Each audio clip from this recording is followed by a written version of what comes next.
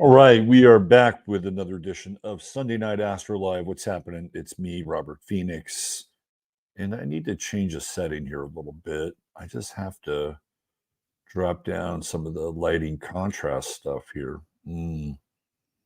Yes, I think that'll do it. Much better. Much better. What's happening, everybody? Welcome to the absolute best combination of astrology show and chat room on the internet. I have been doing this now for 10 years at least on Sunday night, and I can unequivocally state that with absolute 100% sincerity. And I'm not just hyping it up because it's the show. You guys are amazing, and in many ways, you make the show because of the energy that you bring to it. I am a projector, so projectors don't have to exist in time space in relationship to everybody else. So I am working with your energy remotely here. So how good the quality of the show is has a lot to do with how good the quality of the chat and your energy is. So we are in a symbiotic relationship with one another, and I love it. It's great.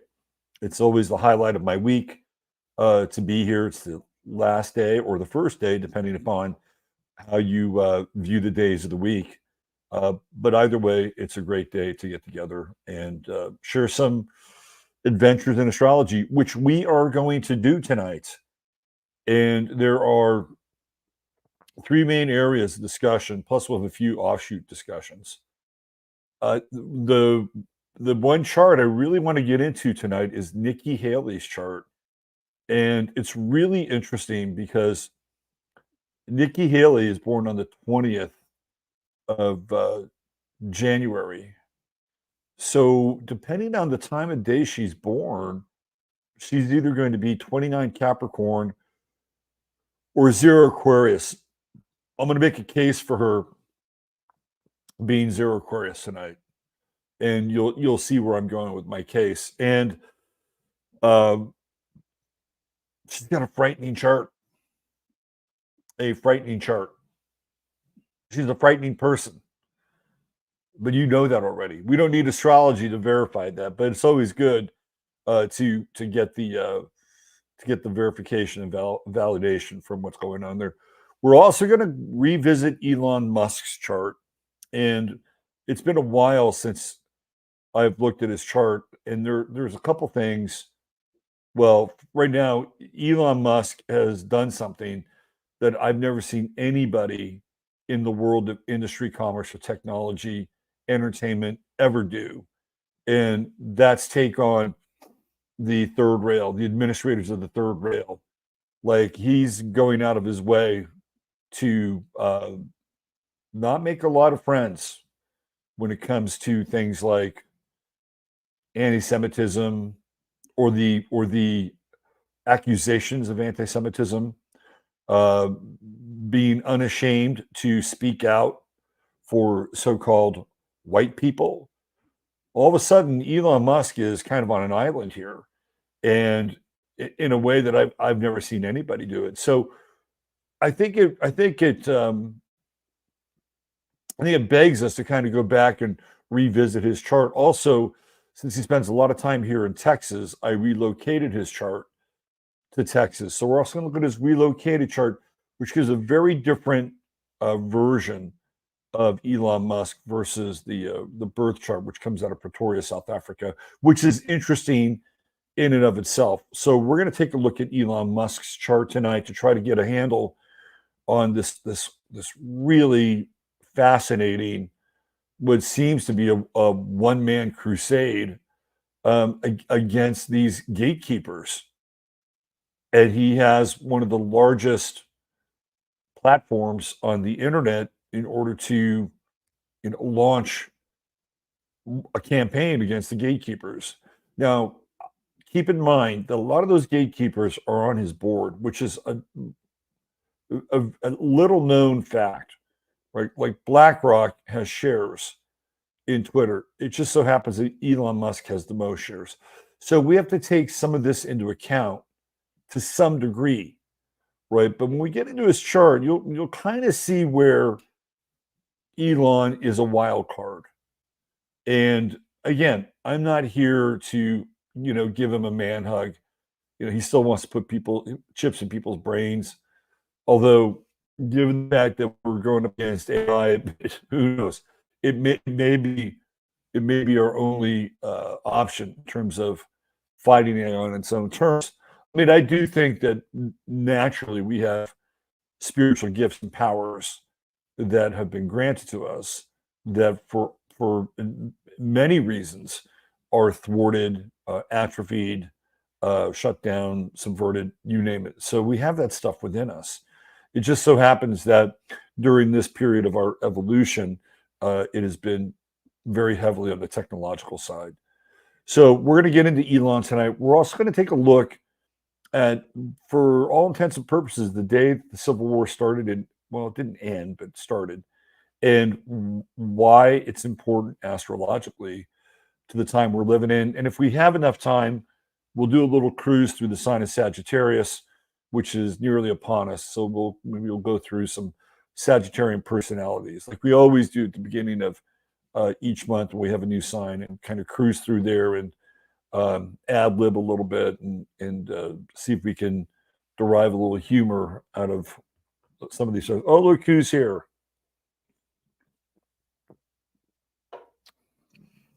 It is the astrological cat. He's on the case. That's right. He is on the case. How many Sunday nights have you made it in a row now? At least a dozen. Every now and then he taps out. But it's always good to have the astrological cat here. Because we love our little four-legged friends, whether they're our cats or our dogs, or hey, sometimes they come in two legs and two wings, and we love them too. The animal world is such an important part of our lives. And we really get a strong sense of that with Sagittarius. Sagittarius is one of those signs that loves animals. There's just this innate love of animals with Sagittarius. And I used to have a buddy in high school who was, typical Sag wild man. And he worked at a pet store, and he had a fucking zoo at his house. He had, he had a lizard, snake. He had a bird. He had a cockatiel. He had fish. He was a big fish guy. Had, freshwater tank, saltwater tank. He had a house dog. He was a really, really interesting character. And he had this cockatiel. And there was one night where I was at his house, and let's just say I was taking a little trip, if you know what I mean. Right? Taking a little trip. It was an interesting night. It was a very interesting night. So me and my buddy decided that we were going to take a little bit of Dr. Hoffman's medicine. And we went to go see my buddy, who, again, he's a Sagittarius, and he was straight. But you ever get in that space when let's say you're tripping a little bit, and there are people around you, and that they're clearly not tripping, right? Although there were times every now and then, I was probably just tripping, that there would be somebody in my space, well, that person's tripping. That I can tell they're tripping. Who knows? Maybe there were. But he was one of those guys that he could be straight, or maybe he would smoke some herb, but he was right there with us, right? He was right at that level. That's how interesting this cat was. So we go over to his place, and he takes out his cockatiel. And, I had never really bonded with this bird before. And the next thing I know, this cockatiel is on my shoulder. And, I'm kind of doing bird talk with him. And he's doing bird talk back to me. And he's kind of kissing me in my ear. I'm like, wow, this is interesting. I'm having a very intimate relationship with this cockatiel, which had never happened before. Right.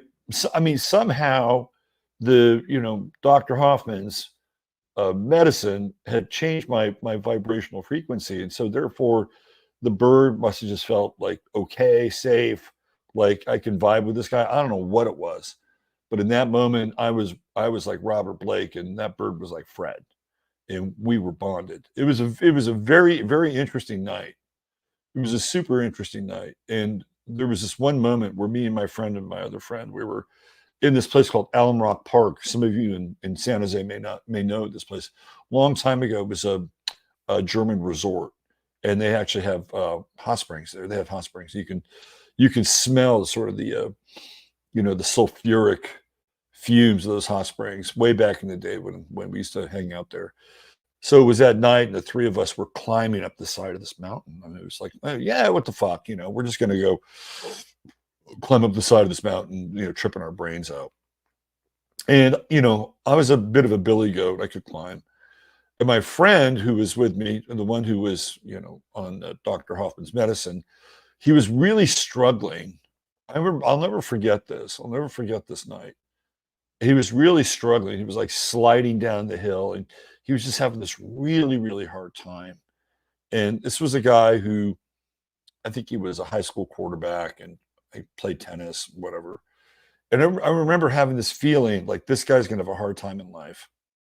It was just like he's going to have a hard time. It was like the climb up this hill under the full moon was a metaphor for his life. And you know what? It exactly went down like that. Like he had a really, really hard time with his life. And he didn't come from a bad background. He came from a kind of a bit of I wouldn't say privilege, but certainly, upper middle class. His dad worked for a pretty well-known corporation that had government contracts, right? And just watching him, not be able to get any footing and backslide. It was like, ooh, what's going to happen here? And unfortunately, it kind of happened that way. And I don't know what happened to him because I kind of lost touch with him about 10 years ago. But anyway, Sagittarius, we'll get into it. They do love their pets. Isn't that right, Jasper? You were hoping you would get a Sagittarian. Well, I do have Jupiter in Sagittarius. Let's see. Who do we have here tonight? Let's see. Who do we have here? Let's do a little roll call. Whimsical Farm Girl checking in. What's happening? Good to see you. Miko's here. There she is, the fantastic one. What's going on, Fran? Susie, born in Fontana. Born in Fontana. I could do a song out of that if I had enough time. Let's see, who else do we have? Introspective woodworker. My man Ryan is here. What's going on, brother Ryan? Good to see you as always. LMM, the great Leela. The great Leela, who displayed her healing talents while she was out here in Texas in a very, very significant way. There's my guy, Mark S. What's going on, brother? Good to see you here. Some interesting developments on the Mark S. front. Let's see, who else do we have? Bodhisattva. Bodhisattva. What's going on, Bodhisattva? Happy pre-Thanksgiving to you as well. Let's see, good crowd here. Good crowd. Trisha Yamamoto. Hello, it's actually Trisha Yamamoto. Let's get that right, Robert. Happy Sunday to you and a wonderful Thanksgiving in your world as well. Diane Evans checking in. Let's see, Peter Bayonne. What's up, brother Peter? Okay, there she is, the lovely and talented one, Dr. Jonas. Can we give Dr. Jonas a hug? Her little boy Krishy's not doing too well. And he and Dr. Joan could all use a big cosmic hug right now. So there we go. You can give it up for our lovely and talented one, Dr. Jonas. Meow Meow is here. Hi, Meow Meow. Road Trip 1981 checking in. Let's see, who else do we have? Glemma Spank. Hey, Glemma. Good to see you here. Moira in NYC. Hi, Moira. There's my man, Tom Jordan. What's going on, Tom? Shadow Benito Diaz is here. What's going on, brother B? Finca Felice checking in from Panama. Panama. I was wanting to do that. Jay, what's going on? Jay, she's chiming in from Tucson. What's going on, Jay? Good to see you. Who else? Dorian McLean, you're here live. Yes, you are. Welcome. This is where it all happens, where the magic happens. Cindy Taylor. What's going on, Cindy? TFT Tinfoil TR. I haven't caught a live, but we're glad you're here. Welcome back, TFT. Yes, hit the like button. I think we're getting close to 14,000 subscribers. Let's see if we can close that gap before I'm 70. Let's get to 14,000 before I'm 70. That would be good. Thor at the door, my man Steve. What's going on, brother Steve? Good to see you. And yeah, hit that like button as well. Who else do we have here? There's my man DJ MC, my uncle sister, Jeff Rosen Videos. What's going on, JR?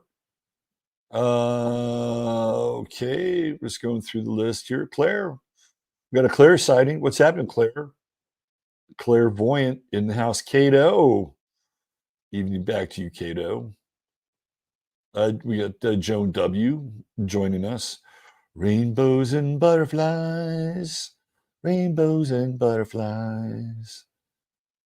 Candy skies. Rainbows and butterflies. No one you know. I know one you know. Let's see who else we have. Healing Heart Rosie. Artist here. I'm a water monkey. Water monkey day master, 1 out of 60. I have a natural curiosity about the world around us with water setting the stage. But we're glad you're here as well.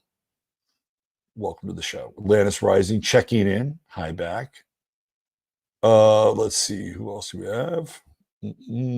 Sue Leonard. Hey, Sue.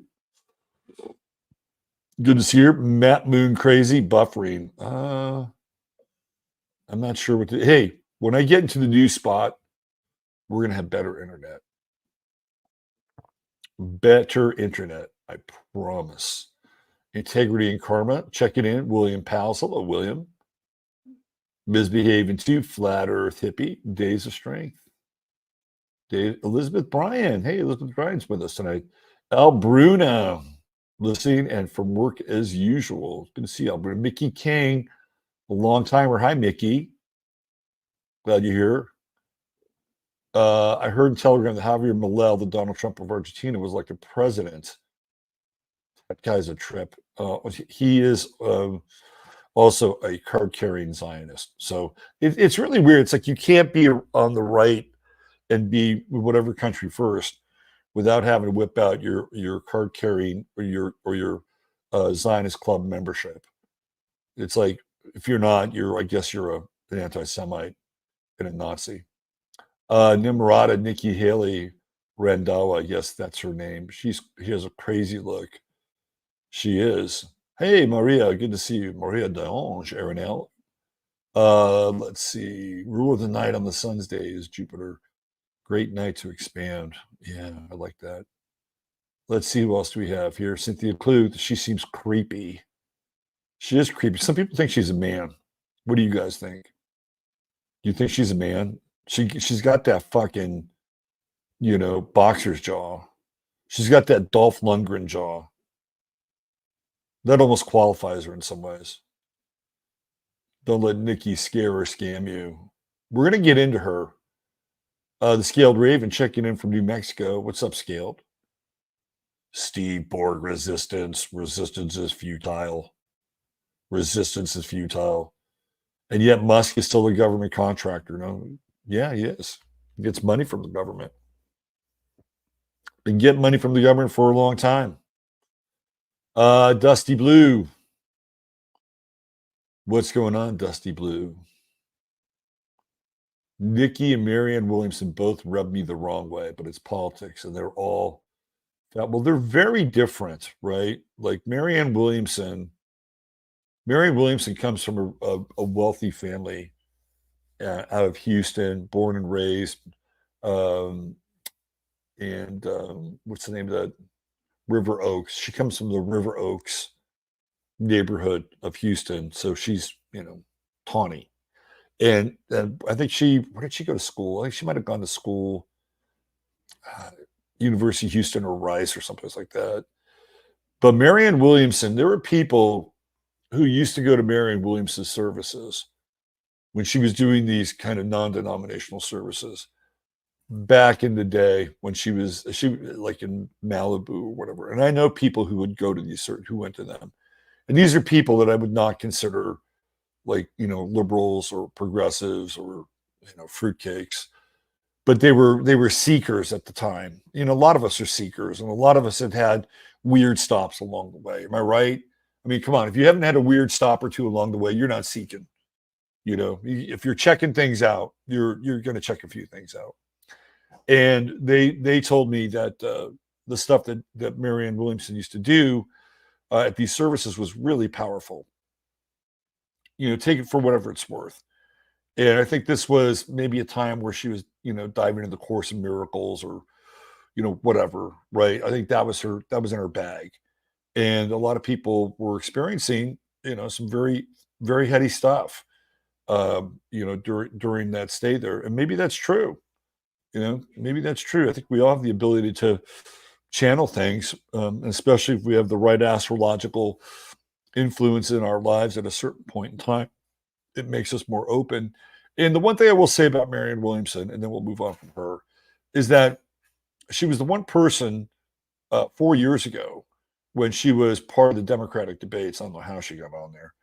I think she knew somebody that actually brought up some, issues that nobody else was bringing up about healthcare in general. It's like we're all screaming for healthcare, but what does that mean?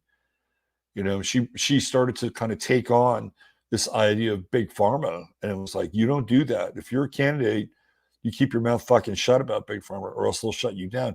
And of course, I think either later during that debate or the next debate, she had to backtrack a little bit. People really went after her. So it's not like Marianne Williamson doesn't have some consciousness. I think she does, but she's way out over her skis. I mean, there's no way that she can play on the world stage. Who knows though? With Pluto and Aquarius, you never know. Let's see, who else do we have here? Nikki is more repellent than Hillary Clinton. Yes. Yes, I would say so. You know why? I'll tell you why. Because Hillary Clinton doesn't cop to being virtuous, right? Hillary Clinton doesn't cop to being. Hillary Clinton is a self-aware sociopath, and Nikki Haley is not. Nikki Haley is still trying very hard to appeal to who? To women. She's trying really hard to appeal to women, to be this strong, independent woman. And she's a veiled sociopath. She's a sociopath nonetheless. Okay, Chad Warren, what's going on, Chad? Brother Chad. Good to see you. Elon, actually human soul, not sure. Well, who knows? Who knows what's going on with this guy? All I know, and all I can tell you, is that I've never seen anybody, throw shade at the third rail more than Elon Musk has, and that now he's got these advertisers that are willing to, jump ship from Twitter. And he's been in a war with the ADL for a couple months now, and I don't think it's fake, by the way. And I'm gonna, and when I look at a chart, I try to be dispassionate. We all have bias, and we all have filters, and we're all to some degree or another guilty of it. But I try to be as dispassionate and neutral as possible. So I'm going to build you a case based on a couple of things inside of his chart. And I'm not here to pump him up or say that he's the savior or anything like that. But when we look at a chart, we have to make some determinations about what we're seeing. If we interpret those determinations correctly, it gives us some insight as to who the individual is and what they're currently going through. So we're going to take it from that place, and that's all we're going to take it from, right? That's all we're going to take it from. And the rest, who knows? He may have a fucking chip in his head. Who knows? He may be I don't, we're going to look at his chart. We're going to keep it simple, and we're going to get into that. Let's see. Steve wants a fleet of starships. That sounds good to me. I'd like one too. You guys are funny. We're talking about Hillary's heart. Integrity and karma. She probably has a heart of some Haitian child locked in a box. Whoa. That is some dark fucking humor right there. That is some voodoo lounge humor. You make it to the big screen for that right there. Sigurd checking in. What's going on? Sigurd, good to see you here. Dr. S. Let's see. Who else do we have here? Anybody new? Cats are awesome. I agree. Sandra Jack Shaw. Yeah, I got the Razorbacks won. Sam Altman kept his job. They beat up on FIU. Kept his job, beating up on the little guys. I was at the Hogs game last week. They stunk. They got their asses whipped by Auburn. But I hung out with Gen Z, and I got to tell you, I love Gen Z. I mean, I love all the generations. Don't get me wrong. Even the boomers. You know, I'm often accused of being a boomer. I've never felt like a boomer. I've always often felt kind of, a little more, I don't know, Generation Jones, leaning into Gen X a little bit. But and I love the millennials too.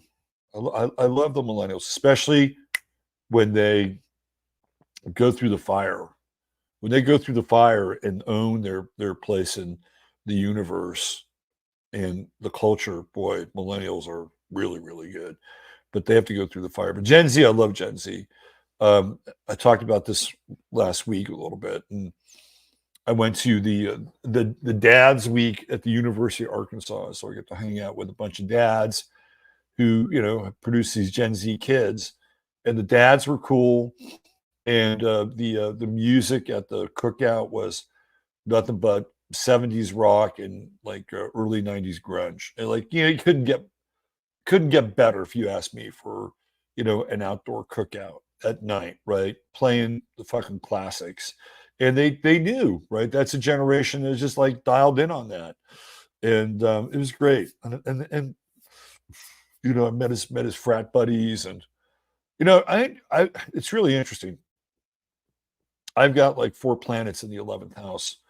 So of course the group thing is kind of a part of what I do, but I never wanted to join a frat. I was like, and I went to a commuter school. We had some frats there. They were not that big of a deal. And it was like really front and center for my kid. And he has a natally, I think he has a Mars ingress into his 11th house in Taurus. It's like really close to the 11th house cusp. So that was like, front and center for him when he went to college, was to join a frat. And again, I'm like, I'm not a joiner, right? I mean, I have some group stuff, but I'm not a joiner. And then, when I was there, and I got to experience that one-on-one with him and his frat mates, I got why he did it. And I also understood like their bond, which was a really good bond. And they have this upstart frat, which is off campus. They don't even have a house on campus. So they're kind of the black sheep of all the frats, which I thought, that fits. That's suitable. And yeah, and I got the whole 11th house experience in that setting. And I'll tell you this one little story. There's this one young guy who's going to be the new head of the I guess the president of the frat next year, and he was born in Nigeria. And it was really funny. My son introduced him to me on the night of the cookout, and then we talked about him over dinner. And I said, "Do you know where he's from?" And he said, "No, I don't." I said, "I bet he's from Nigeria." So really? He said, "Yeah, I bet he's from Nigeria." And then later on, it turns out he's from Nigeria. And he came up and he said, "How did you know I was from Nigeria?"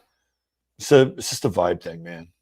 It's just a vibe thing." And he started laughing. But this guy was really interesting. He's going to be the president of the frat next year.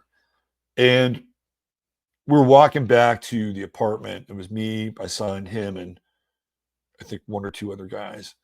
And he said something to the effect of, I don't know how it got brought up, but he said something to the effect of, we're in a fraternity together, and we're brothers, and we all have equal say.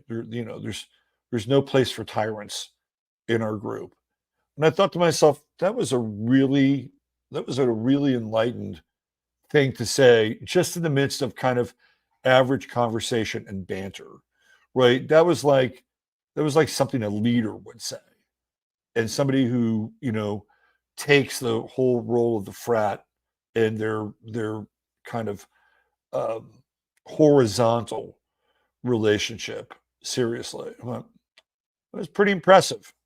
This guy's a good choice to be the next president of the frat. So it was cool. It was like, it was not my world, never my world, but I understood it from his perspective, and I understood the camaraderie and the bonding, and tip of the cap, kid. Good job. All right, why don't we get into some astrology? I think we're all warmed up here. Well, let's start off with the chart of the moment. Let's find out where we are astrologically. Oh man, there's some. Let's see, who are we talking about?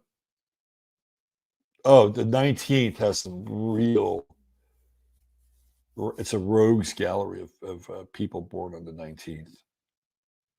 So right now, the 20th is Joe Biden's birthday. Joe Biden and Robert Byrd are born on the same day. Talk about, wow. Talk about a rogues gallery. Of course, Robert Byrd shows up in Kathy O'Brien's book, Transformation of America, and he's one of her early handlers, and he's a Democrat, and he was a Klan member. I remember one night I saw an interview with him. I forget, when was it? I think it was right after 9/11, and they had voted to, I think, go to war in either Afghanistan or Iraq, and they interviewed Robert Byrd. He was fucking shit-faced. He was absolutely shit-faced. He was coming out of a limo, and he was just completely sloshed. Okay, let's see where we are. Let's do this. Let's do a special chart. Did you guys see how in the middle of that, was it the Apex thing, whatever it's called?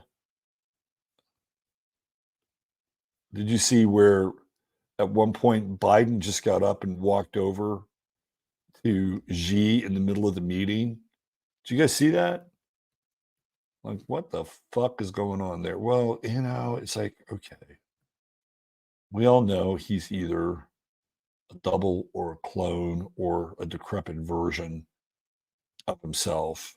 Pick one of the three. Pick one of the three and spin the wheel. But it was embarrassing. It's just one of those another embarrassing American moment. All right. Meanwhile, Trump goes to the MMA event, and he walks in with Dana White, Tucker Carlson, and Kid Rock, and the place goes fucking bananas. Absolute bananas. Rogan said he'd never seen anything like it before. All right, here we go. That's where we are now. I almost feel like I want to take this off the screen and put it up on a tab. It'll be easier to read. You don't have those little sidebar there. Why don't we do that instead? Let's do that. Yeah, I'll share that tab instead. All right. Daytime, yes. Place, yes. Okay, we're good. All systems go. So we came through the Sun-Mars conjunction. But did you notice when the moon was in Scorpio, and I guess it was Sunday night, last Sunday, the moon was in Scorpio over the weekend, and Mars was there, and the sun was there. Did you notice how many fights there were? Like, there was Kevin McCarthy and that other guy, and Kevin McCarthy elbowed him in the kidney. And then there was this other guy who, I think he was a member of Congress, and he was kind of going after this insurance adjuster, and they were going back and forth, and they were ready to throw down right there. Bernie Sanders had to step in He might have been what Sanders is a senator, right? He's a senator. So it must have been somebody in the Senate.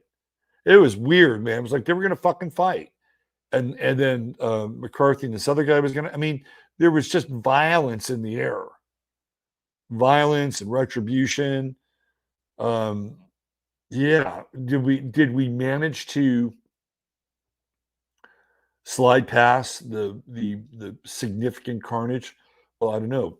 You should ask the people in Gaza because I don't think they're having a holiday in the sun.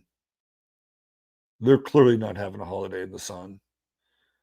So did more violence and carnage and damage happen during that time?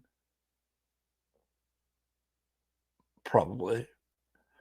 We're going to get into some of that tonight because no matter where you fall on either side of this equation, I would say that Israel is losing the war of the public opinion. They're losing the war of the public opinion. And not only that, but there are people that are, well, you could just look at Candace Owens and Ben Shapiro and their feud, and you can say it's all theater, and that's fine, right? I don't necessarily believe that, and I know that Candace Owens does work for the same news outlet that Ben Shapiro does, but you can just see, right, how this invective is kind of dividing America, right? And it's a fascinating kind of workout in propaganda black magic and how it's really distorting or the situation and the people behind it are trying to distort a lot of personal perception around this whole thing. But I would also add that out of all of this, I think Israel's taking a big hit public relations wise. And no matter, and every time people will bring something up, of course, the response is, well, this country can defend themselves. But then you clear away the rubble, and then you see sort of what that looks like. And it seems to go above and beyond the definition of, well, defending oneself in a lot of ways, right? And it's even fascinating to watch what's going on in terms of commentators. And you've got people like Norman Finkelstein, who's been making these rounds on a lot of talk shows. And he's been a guy that's actually lived in Gaza for a long time. And then watching him sort of make the rounds and then, come out in these, because he's lived there, he understands it, right? Of course, he's turned into a self-hating Jew, but that's a whole other discussion. It's fascinating to watch this because when it happens, all these canards come out. Things like self-hating Jew or anti-Semite or racist or nationalist or Nazi or fascist. Like these terms are being used so often and so quickly that they're beginning to lose their meaning in a lot of ways. Like at some point, they're just like words that are being tossed around. And if every now and then, if you say the word fuck, right, in the right place, fuck has a definite oomph to it. But if you use fuck all the time, it wouldn't mean anything. It wouldn't mean anything. I mean, it would on some level, but it would be completely denatured. And we can see that this has been happening across the board where, there was a period of time where somebody would be accused of racism in an environment where that didn't happen very often. So when that came up, it was like, whoa, we must really have one here because it's not really talked about all that much, or nobody's hardly ever accused of it. Like when Howard Cosell talked about Alvin Garrett, and he said, "Look at that little monkey run." Right. Well, he had used that term before, and nobody really said anything. But when he used it at that one point in time, it pretty much cost him his job, right? Because nobody was theoretically using speech to that extent or being called out in public to that extent. But when that happens over and over again, it just becomes denatured and it has no oomph. Like the power of those words, which at one point in time was damning. Um, After a while, it just becomes okay. So what, right? I mean, it's kind of where we are now, and we had a good 6 years, 7 years, I would say, of heavy racism criticism, and now we're on to anti-Semitism criticism, or we're on to fascism criticism. And again, after a while, it will mean very little if this continues to be in the square public debate. Those words will mean nothing, because that's the nature and the magic of language. You don't use abracadabra every day. You only use abracadabra when you want to use it, right? So this is a fascinating kind of exercise in what's going on, and in terms of the truth. And we have Pluto, which has gone direct in Capricorn. And we don't talk about the outer planets as much when it comes to the relation between one another. Why don't we take a look at that now? So we have Uranus, which is retrograde, and getting ready to go direct again, but Uranus retrograde.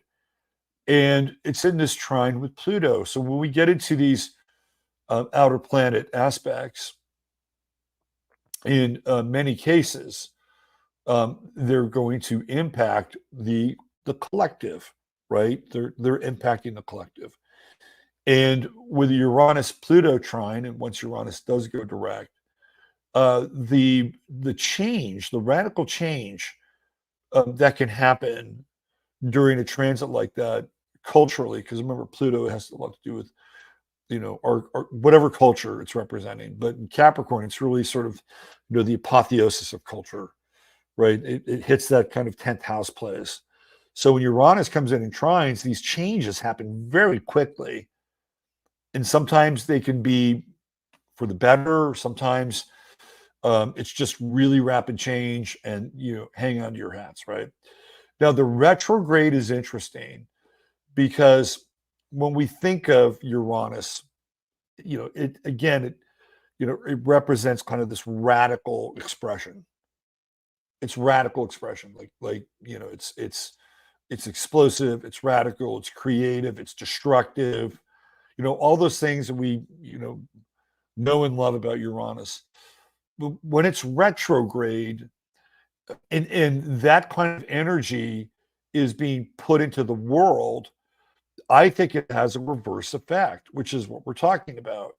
So when we talk about things like racism or anti-Semitism or whatever kind of conjecture or label that's put on a person, I think with the retrograde, it doesn't work. Right after a while, it starts to backfire. That's my take here, and it gets into what we're talking about. And I think it also it gets people, again, we're talking about from a bigger picture perspective. It gets people looking at and thinking and talking about these kinds of really radical applications that are being foisted upon our lives. And I think since Uranus has gone retrograde, we have Pluto going retrograde as well. Now it's going forward, but it, and not a but an and it feels like that it's just facilitated kind of another level of awakening. In this chapter with Israel and Gaza is just the latest kind of weird retrograde. And Israel is a Taurus country, right? So both Uranus and Jupiter retrograde, I don't believe bodes well for Israel in general. it's not moving them as a country forward in a positive light. And they're doing everything they can, they being the American right, in conjunction with, this whole idea of nationalism, which is clearly what Zionism is trying to demonstrate. It's a nationalistic ideology. And so the American right has hooked its caboose to Zionism, right? So that it can, you know, basically bang the drum for nationalism in its own way. Because, well, look, if Israel, which is the greatest democracy in the Middle East, is nationalistic, then then we can be nationalistic as well. There's that kind of relationship that's gone on between the two.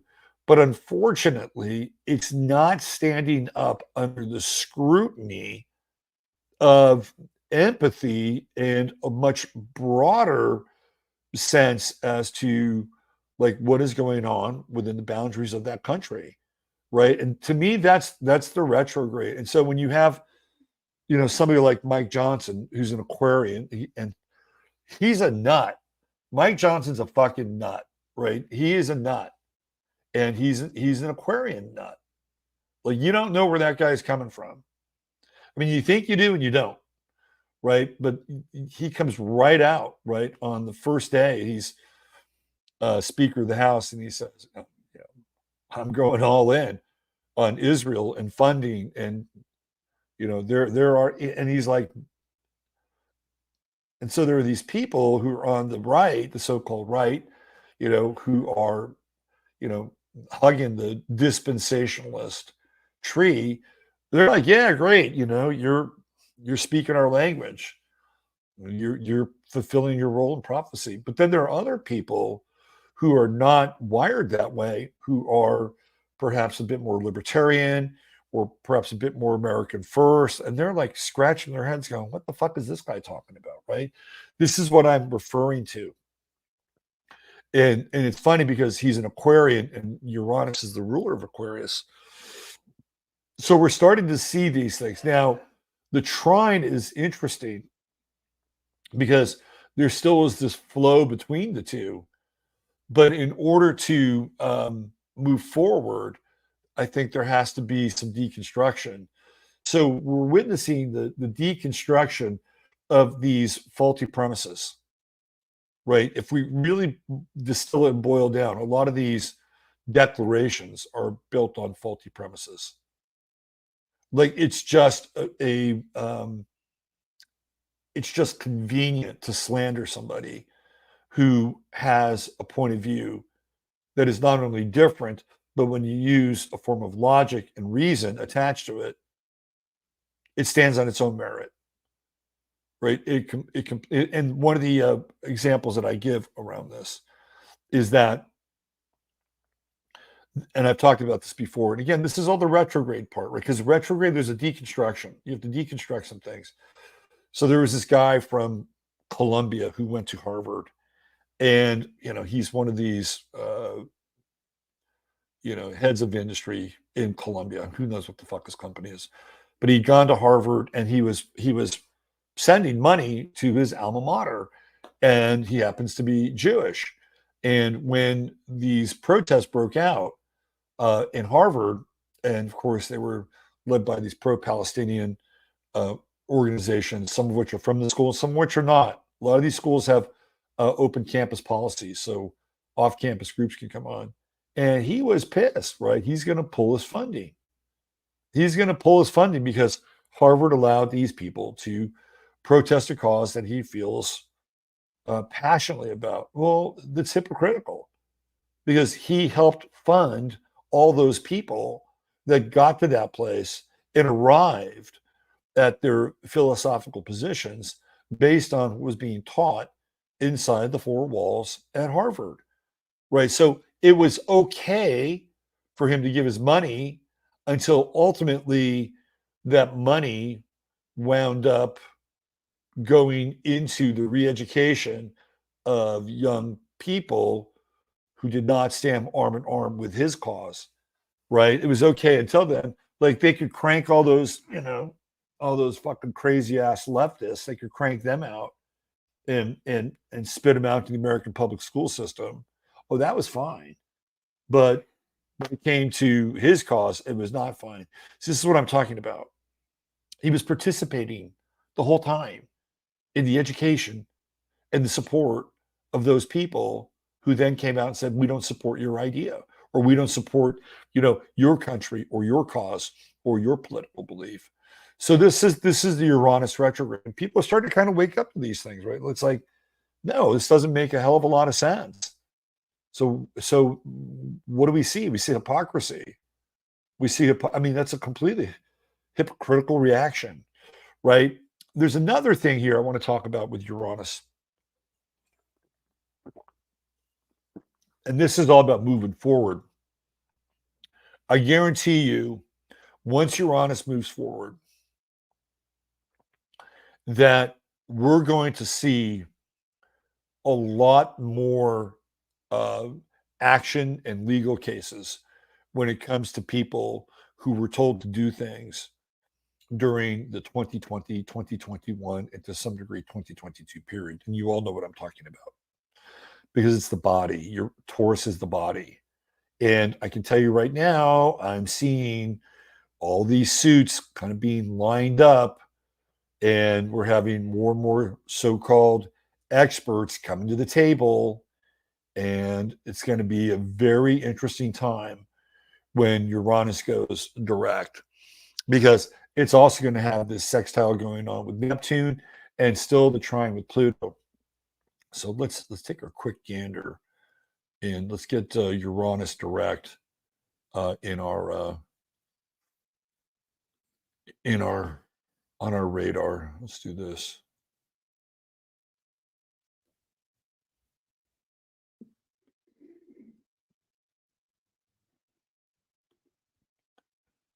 All right.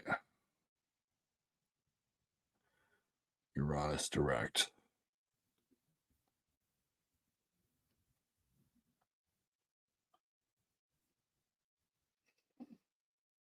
Okay.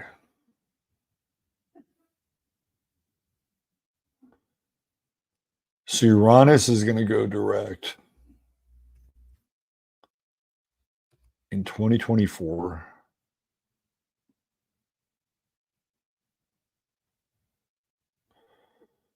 January 27th of 2024, Uranus will go direct. At that time, Pluto is at 0 Aqua.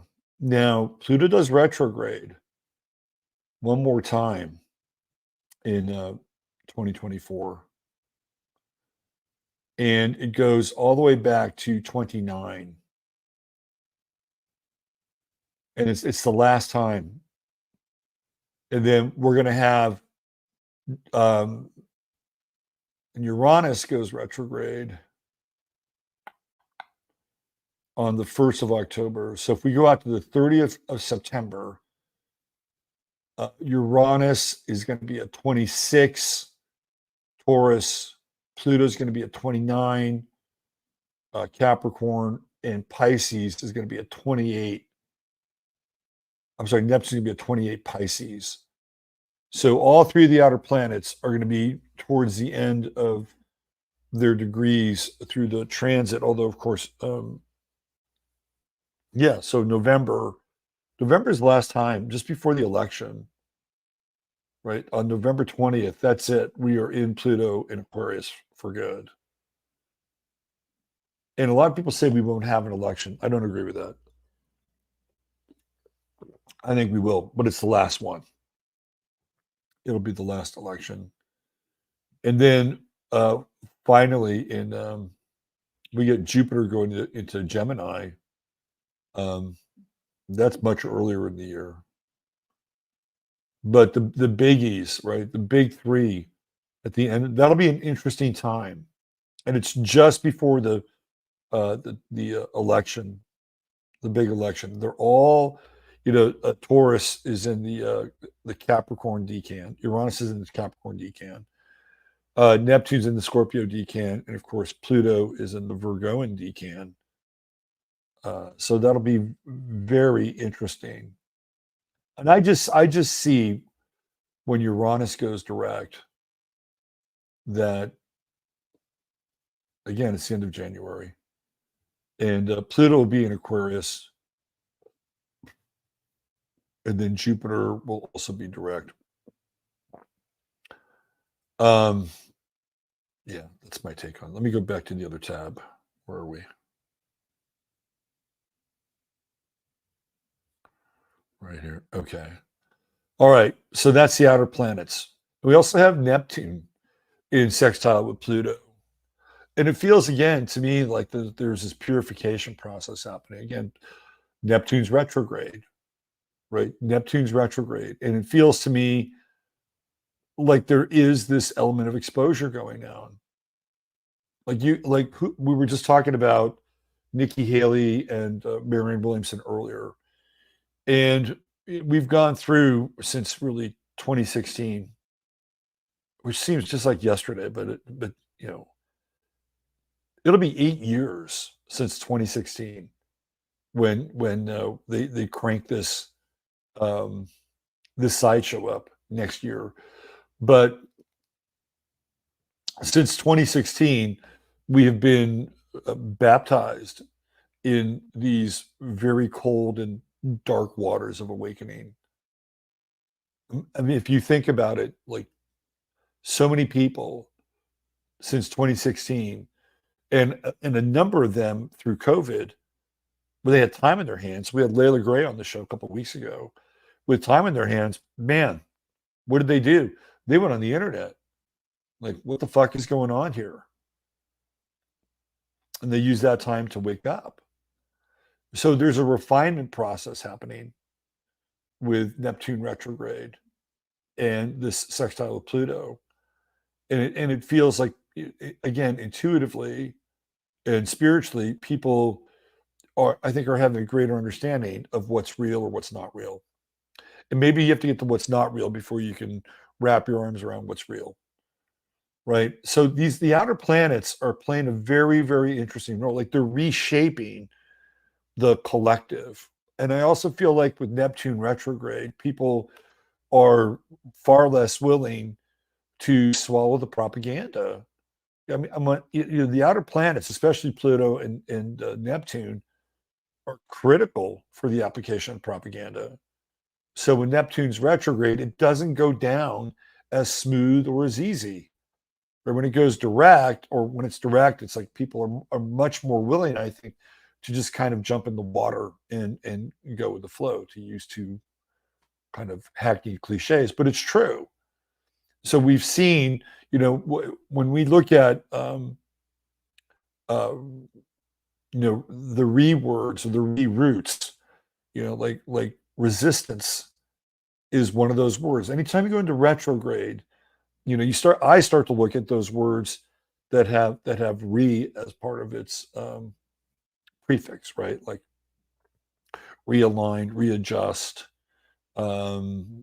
revamp, any of those words, right? Resist is another one. So we see the resistance happening, right? And there is a resistance. People are they're not going along with the status quo. I mean, some people, if they're being swept up in the tidal currents of whatever kind of emotional conflagration is happening in the world, they can be. By and large, most people aren't. Like I was watching Michael Rappaport, who did one of his famous videos where he says he's going to vote for Pig Dick Trump because of Biden, right? This is all the re stuff, right? Here's a guy that's reassessing who he wants to vote for, and he hates Trump. There was a BLM guy, he ran a chapter of BLM. He wants to vote for.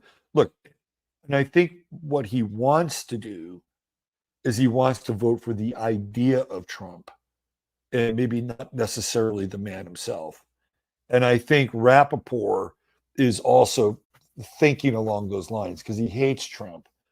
But what's happened is that since even just as recently as the last 6 months, the milk has gone sour.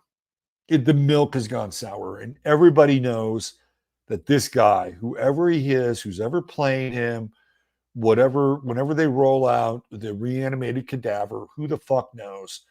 They know the milk is sour. It's not working. It's not working, and they're seeing the country circle the drain, right? And that's why you have these. This is all the outer planet stuff, and all the retrograde stuff, and it's kind of, it's like we got to do something different here. Now the question is that will they allow it to happen, and what's that different going to look like if indeed it does show up? And I can see Trump being, if he got elected again, be very different, and it wouldn't be pretty. All the things that people had accused Trump of before, but he never really was or did. Remember, he's a Gemini. You get the other side of the Gemini presidency. He'll be all those things. He will be all those things and more. And a lot of people will have to deal with that, right? So the outer planets play their role. They play their role.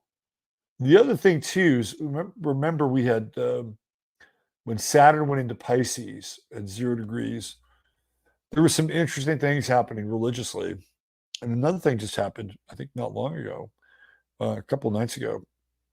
So that movie came out, what was it, Electric Jesus or something like that? That's what it's called, Electric Jesus. It's about this guy from the 60s. Came out right on the button of Saturn going into Pisces.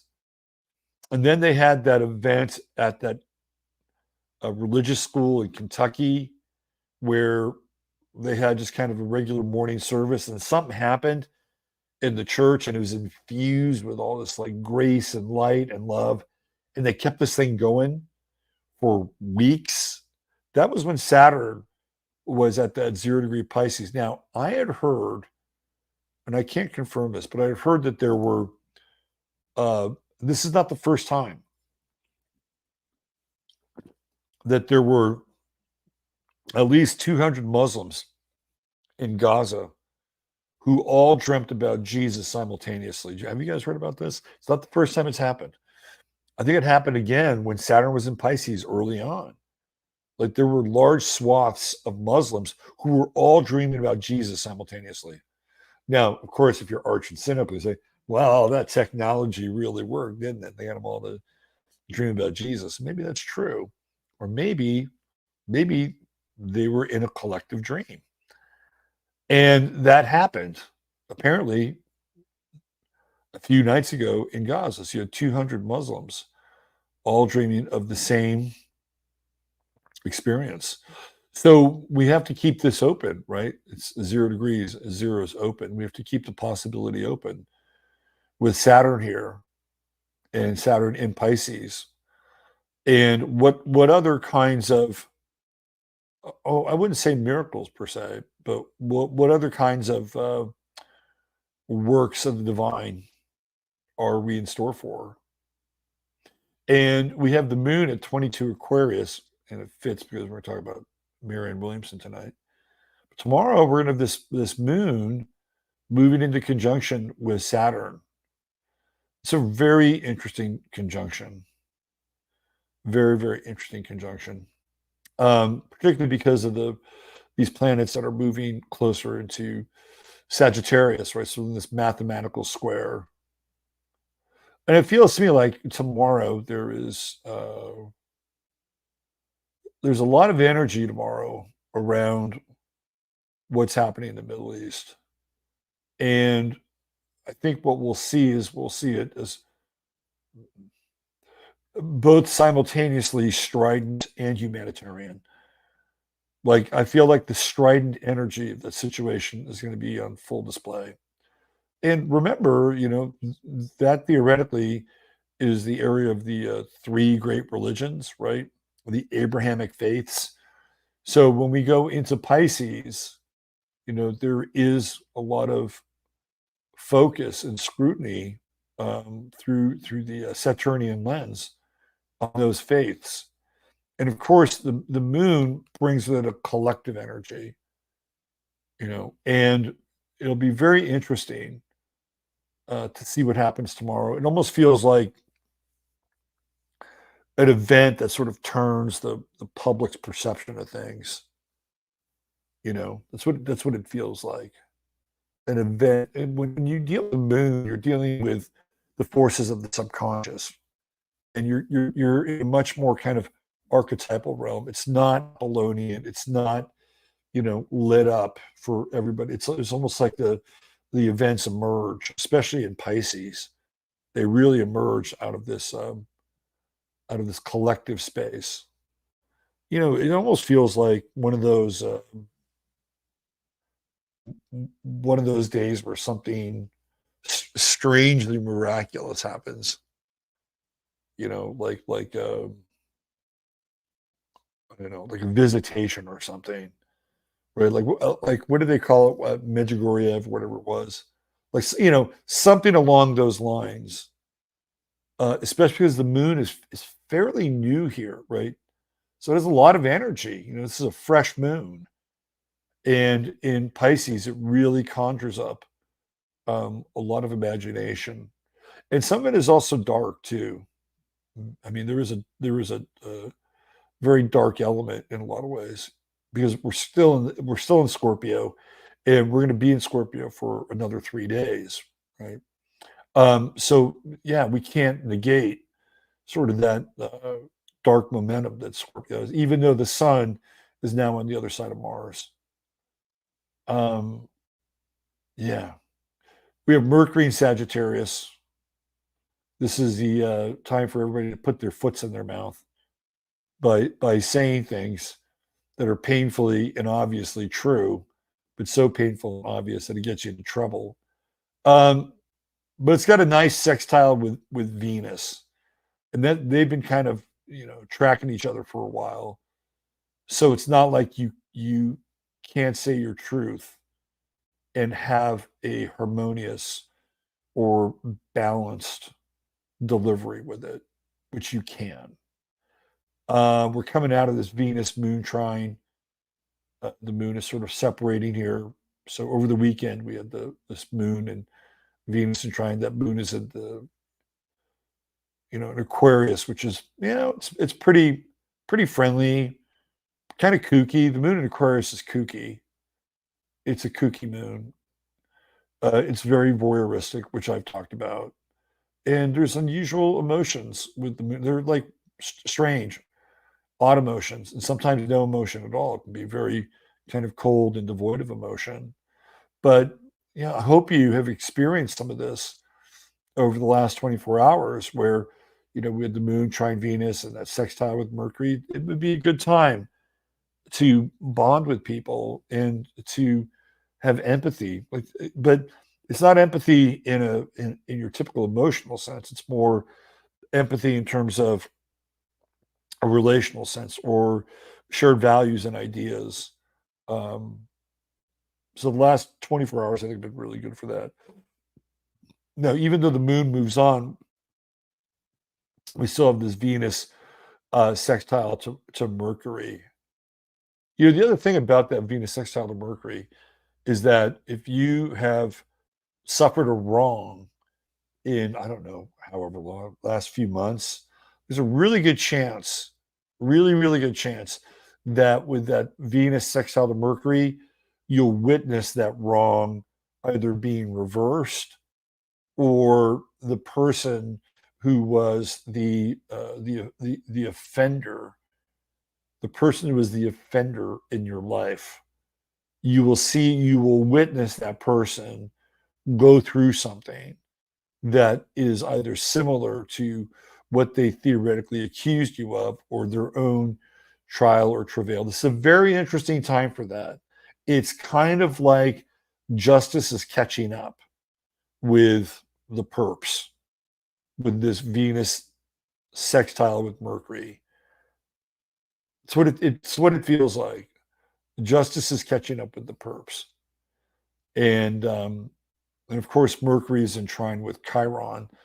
And to me, that emboldens people to speak up. it's going to be interesting to see what happens. I mean, it's still going to be in this sextile for about a week, and it'll be interesting to see what happens on a public level or a collective level, where somebody who had gone down one path and said one thing at one point in time reverses course and says something different. That'll be interesting. That'll be very, very interesting, and could throw a wrench in some situations. Okay, what else do we have? We still have the Sun, Mars, and they're in this interesting sextile with Pluto. What can I say about that?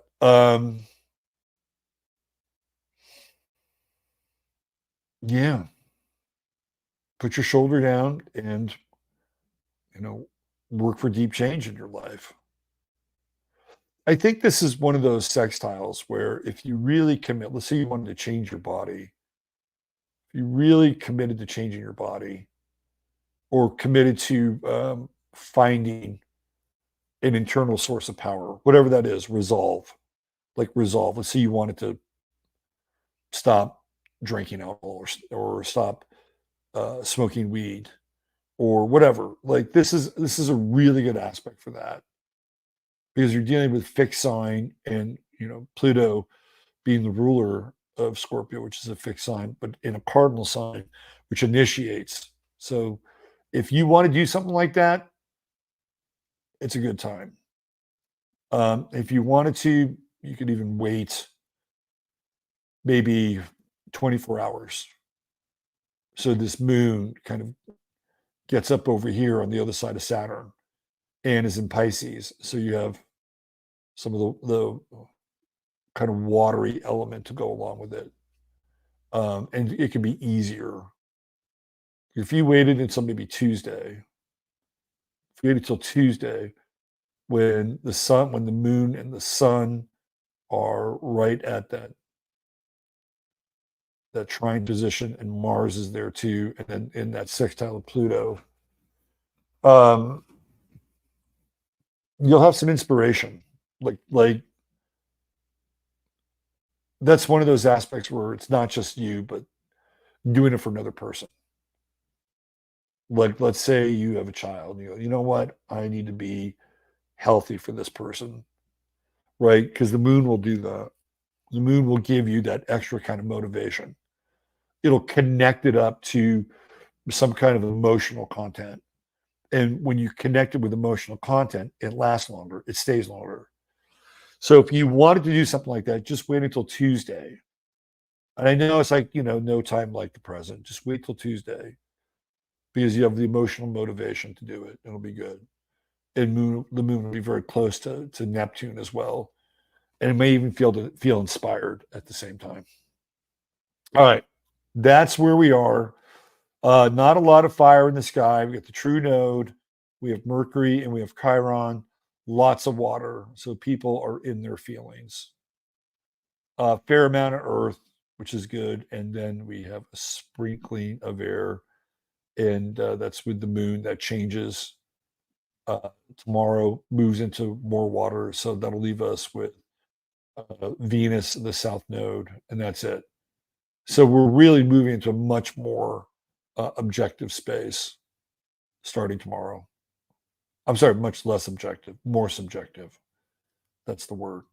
Okay. Let's dive into Tricky Nikki.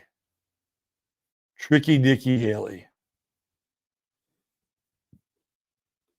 Let's get into her.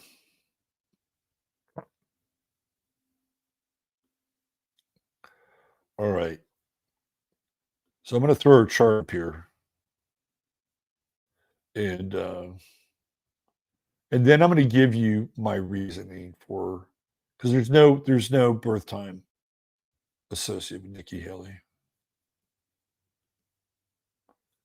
So let's do this.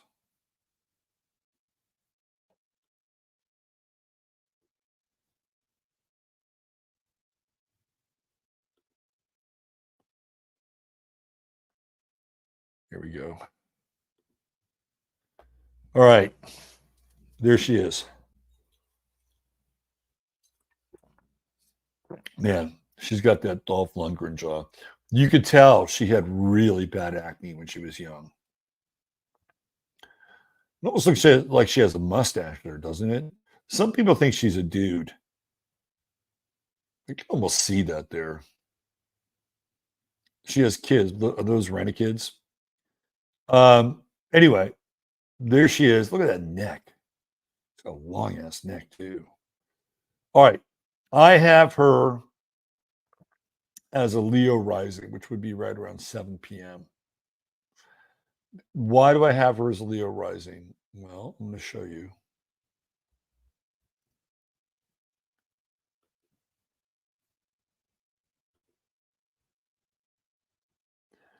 I have her as a Leo rising because of her hair. Her hair. Nikki Haley always has long hair. Right? She's at an age probably where most women begin to cut their hair. Not Nikki. Long hair. You can see how she had acne. She had probably terrible acne as a kid. Whoever, and then this is from Deviant Art. Now I don't know if this was thrown on there, or this was just her long. But she's consistently demonstrated. Oh look, she's now a candidate for president of the United States. It's pretty rare when you see a woman go there, right? But getting back to the hair, she's the governor of South Carolina. She's got the Leo hair. That's her husband, Michael.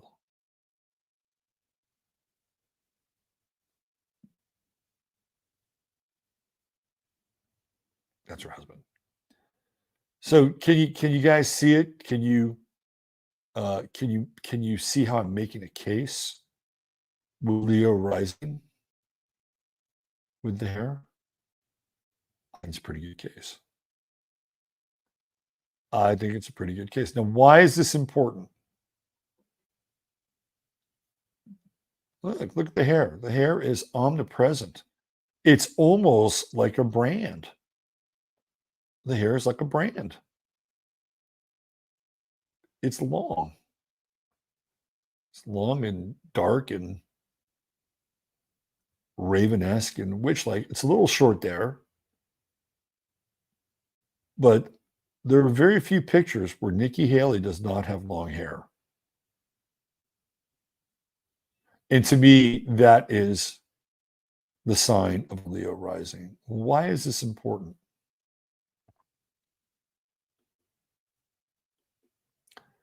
It's important because it changes her sun sign.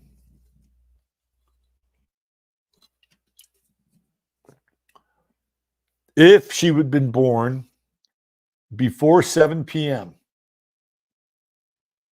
Nikki Haley is a 29-degree Capricorn. If she's born after 7 p.m. or after 6 p.m., she's a 0-degree Aquarian, and I think it's a big deal. Either way, Pluto is conjunct her sun. That's pretty fucking heavy, right? She also has Saturn at 29 Taurus. I think it's also really interesting because it's in a wide conjunction with Algol. And what does she want to do to people? She wants to make sure that that their identification is listed as who they are on the internet, right? Like you can't use any other name. You have to use your name. And since there's so many people with the same fucking name, right? You're going to have some kind of identifier that's connected to your name. More than likely your picture, because it won't just be your name, because let's say somebody else says your name, it's going to be your picture too. And then connected to your picture will likely be some other kind of biometric identification, more than likely one of your eyes. And that's how they're going to do everything, right? Theoretically, they will retinal scan you so that you can go online. Because theoretically, not everybody has the same retina, right? Right. At least for now. But that's Saturn. To me, that's Saturn conjunct Algol. It's like we're gonna cut off your ability to be anonymous and speak freely. Now, on the one hand, I get it. People could be much more respectful if they had their real name and you could see somebody eye to eye, right? I mean, that goes without saying. But on the other hand,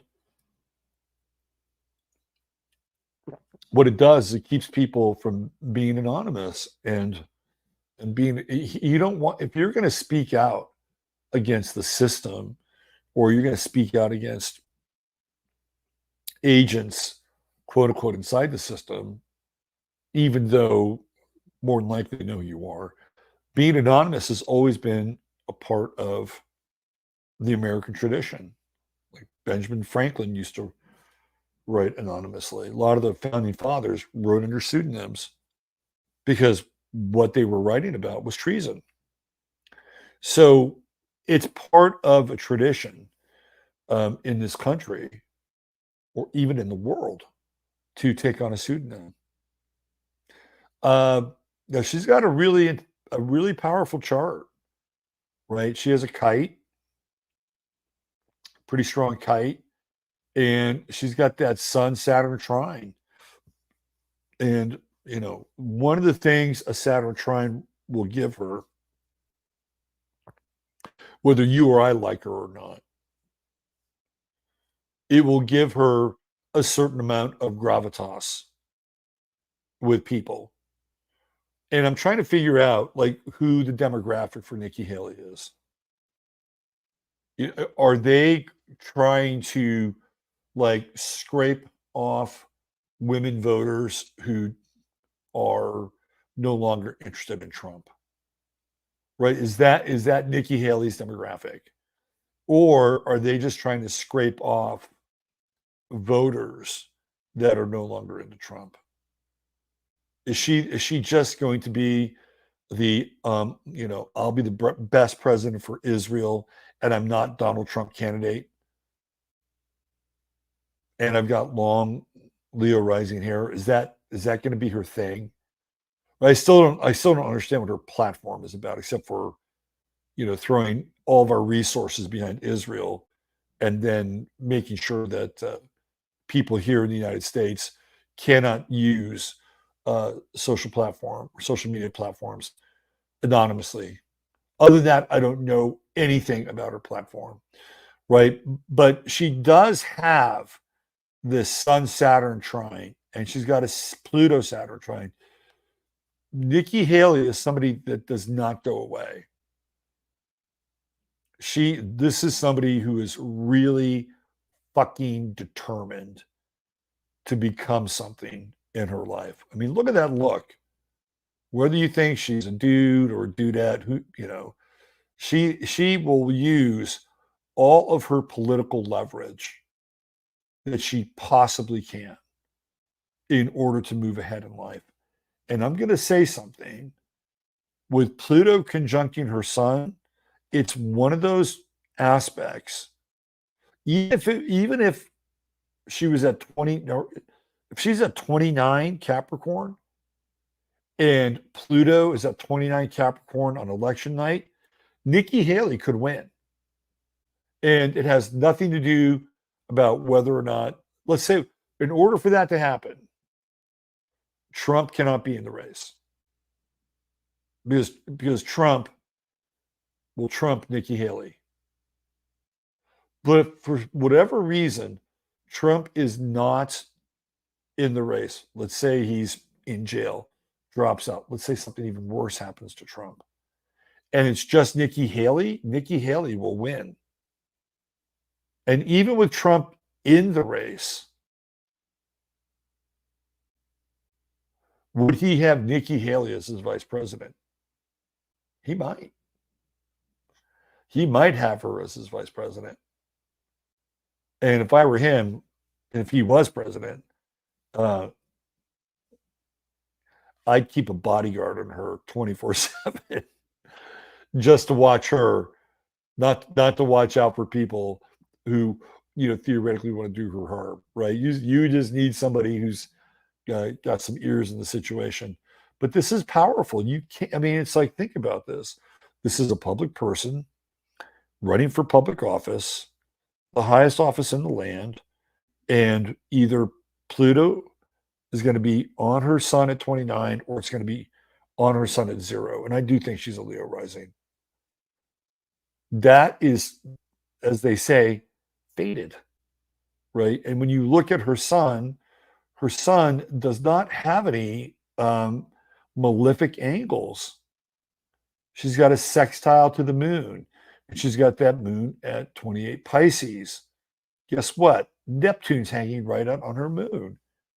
And it's one of those aspects where I think people who are not attuned and or aware will see Nikki Haley in a positive light. I'll give you an example. I think in the last debate, the third debate, Vivek completely mopped the floor up with everybody. But the New York Times came out and gave Nikki Haley the win in that debate. And to me, that's like Neptune conjuncting her moon. Like there's nothing real about that, right? That's all like propaganda and programming and just pure froth. That's just pure froth on her moon. If you were really watching that debate, Vivek Ramaswamy was the clear cut winner. Now, I'll say one thing about Nikki Haley that that she has over Ron DeSantis is that Ron DeSantis always feels rehearsed when he gets up there. Nikki Haley does not feel rehearsed. So Nikki Haley really wants to be president. Ron DeSantis does not want to be president. Everything about his body language and his speech patterns, he's like somebody that's running because somebody wanted him to run, not this person. This person is very ambitious. And she's got that Pluto Sun trine. So when you have a Pluto Sun trine, she's got two kites, actually. She's got the kite going this way, and then she's got the kite going this way. Neptune sextile her sun. I think she's Cruella DeVille. Put a silver fucking streak in her hair. She's Cruella DeVille. That said, with her chart, this is kind of a heavyweight chart, and nobody gets to where they are in the public sphere unless a few things happen. Number one, they have to have people along the way that are interested in them, obviously. Number two, they have to have the chart to support it. And she has a chart that supports it, whether you like her or not, or for better or worse, right? She's been propelled. She basically started off as like the head of the fucking Chamber of Commerce somewhere, I think, in, was it South Carolina? And she's literally has just climbed the ladder. And, eventually she gets to become governor of South Carolina. Don't ask me how that happened. And then she winds up becoming ambassador to the UN. Now, I don't think how many terms she finished? She was a two-term governor, I think. But I think her second term, she left to become ambassador to the UN. And apparently she has a track record of leaving before things get done. I'll tell you, the challenge in her chart is her husband, and it's this Mars. You can tell she's a fucking hawk. When she talks about war, Nikki Haley is not bullshitting, right? She has Mars in Aries, and she has Chiron conjuncture Mars. And it brings up this idea. It's like, is she really a man? I mean, look at this. She almost has a mustache there. She's got that wide-ass jaw. Anyway, her husband is a problem because when she left when she left the UN, she got a job.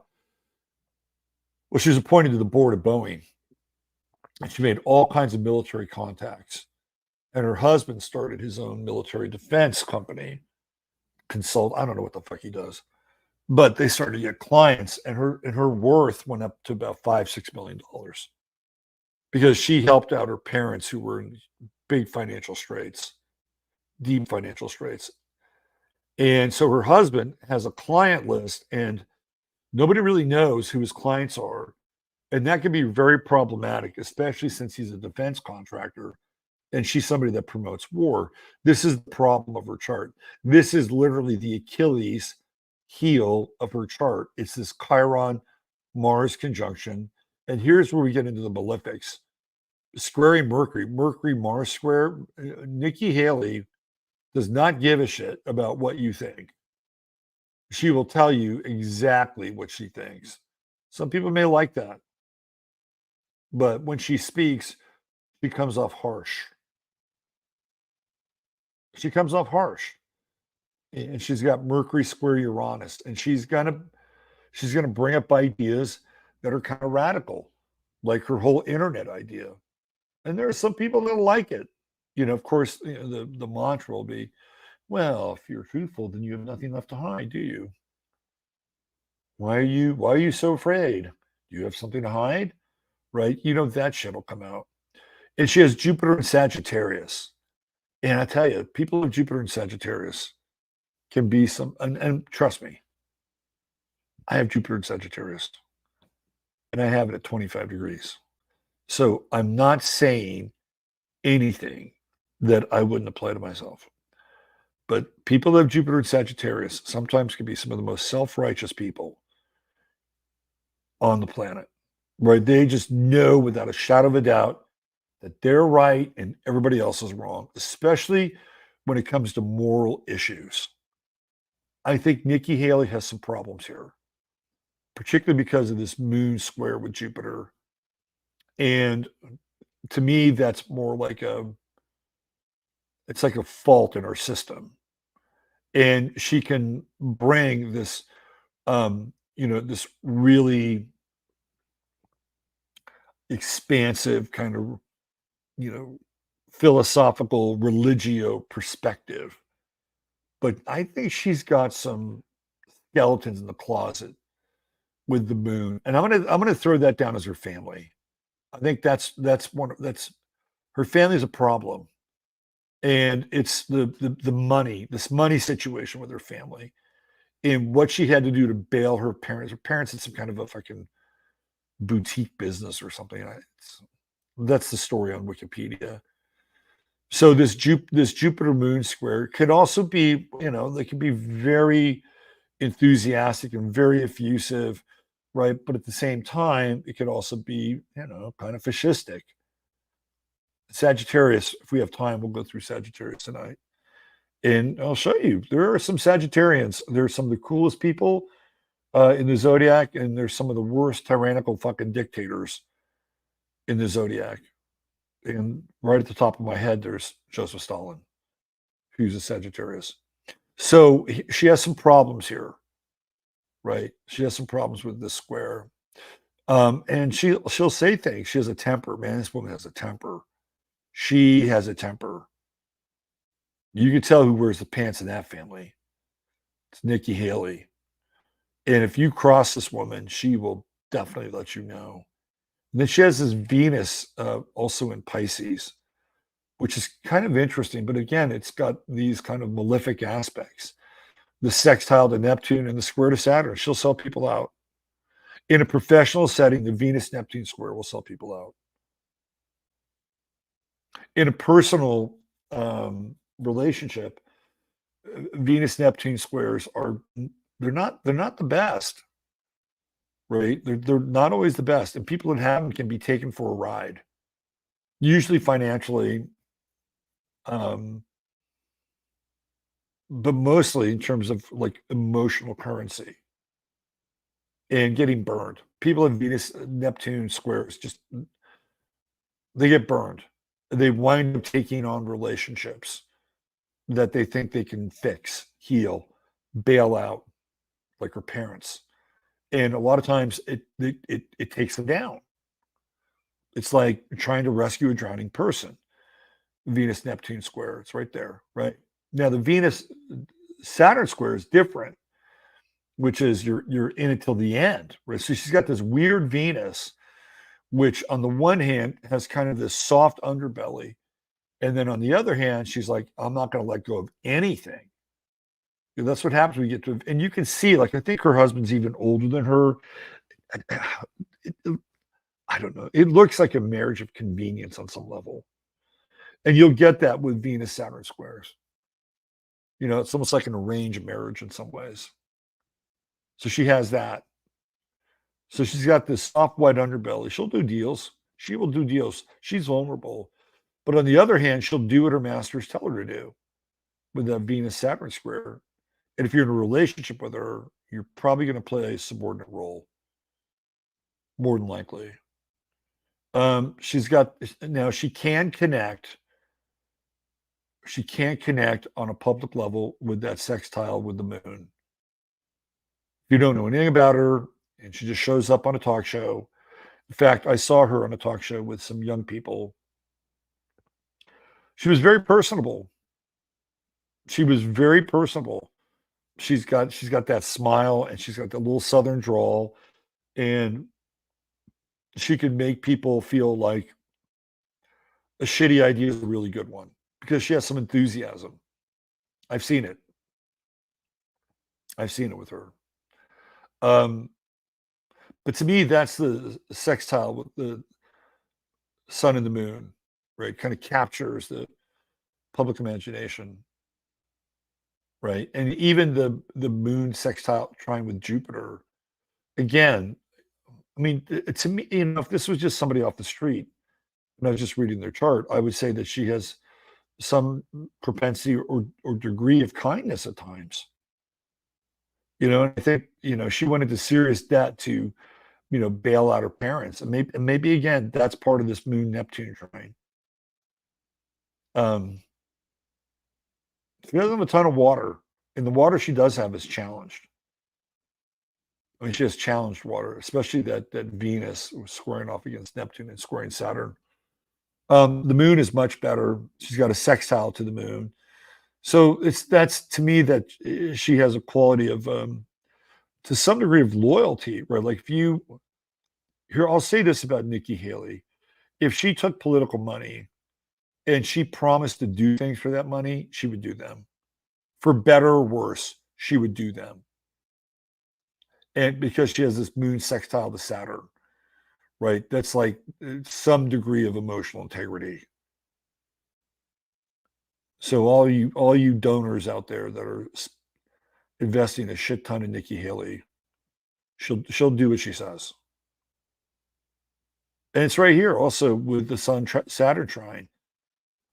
She likes hierarchies, especially if she is slated to play a role in that hierarchy. The baggage for her is her husband.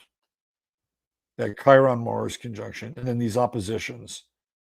I think probably the biggest opposition is going to be Chiron and Pluto. Yeah, that could be the lobby stuff and the money stuff. But I tell you though, if the press is on our side, it won't come up. They'll just bury that stuff, and she'll handle it. And she's got this Sun conjunction with the true node in Aquarius. And to me, it feels like somebody who has a sense of their destiny with the future, because that's what Aquarius is. Aquarius is the future. And I think somewhere along the way, Nikki Haley kind of woke up to it and said, my future. I've got this role to play. And the South Node is in Leo. And this is much more about the wider community and the wider world versus the South Node in Leo, which is kids. I'm trying to figure out what kind of mother she is. I mean, with that moon in Pisces and the trine with Neptune, the sextile with Saturn, she might be a good mother. I'm not counting it out for her kids. She might be a good mother for her kids. I don't think I don't think she has a lot of heart, though. I'm going to go on record with that. Even though she's a Leo, I think she's Leo rising. She's icy, right? She's icy, and I think when it comes to fire, she's going to be more ideological with Jupiter and Sagittarius, and it squares Pluto. Jupiter squares Pluto. She wants power. This woman wants power. That's clear. She wants power, and she'll work with a foreign country to get that power. It's interesting too that Saturn's in Taurus, and we know that Israel is a Taurus country with a Libra rising. And it's, I think, the Libra rising for Israel is going to be right on Nikki Haley's Black Moon Lilith. I think, what is it? Israel's like 23 Libra rising. So Black Moon Lilith is right on Israel's ascendant right there. That makes a lot of sense, actually. She's the best candidate Israel's ever had for president. All right. Let me go back here. Oops. I didn't mean to zoom in so much.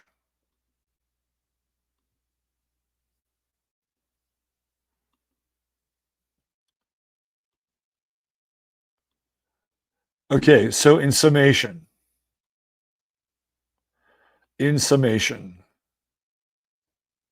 do not dismiss this person. Do not dismiss this person.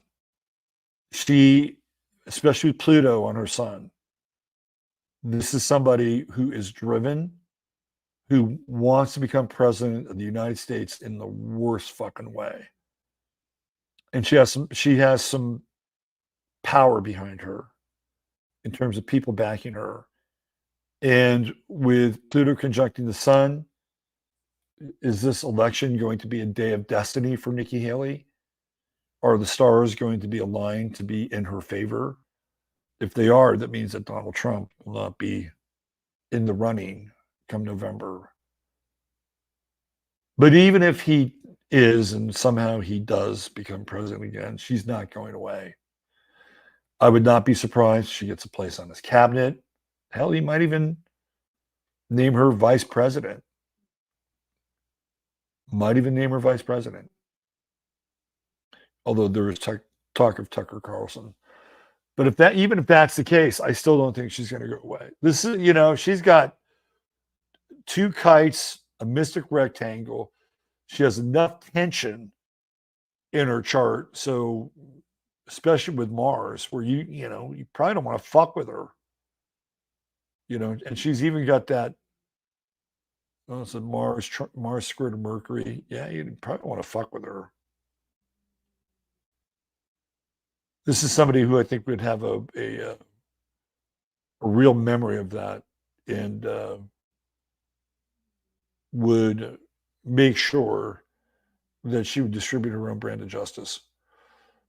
Don't sleep on her. I don't think she's. I don't like her. I don't like Nikki Haley. I don't like, what she stands for.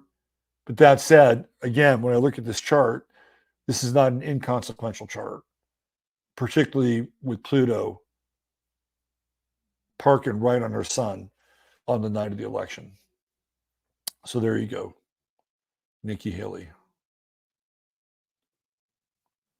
All right. Why don't we segue into Mr. Elon Musk? Jasper snoring. So let me do this.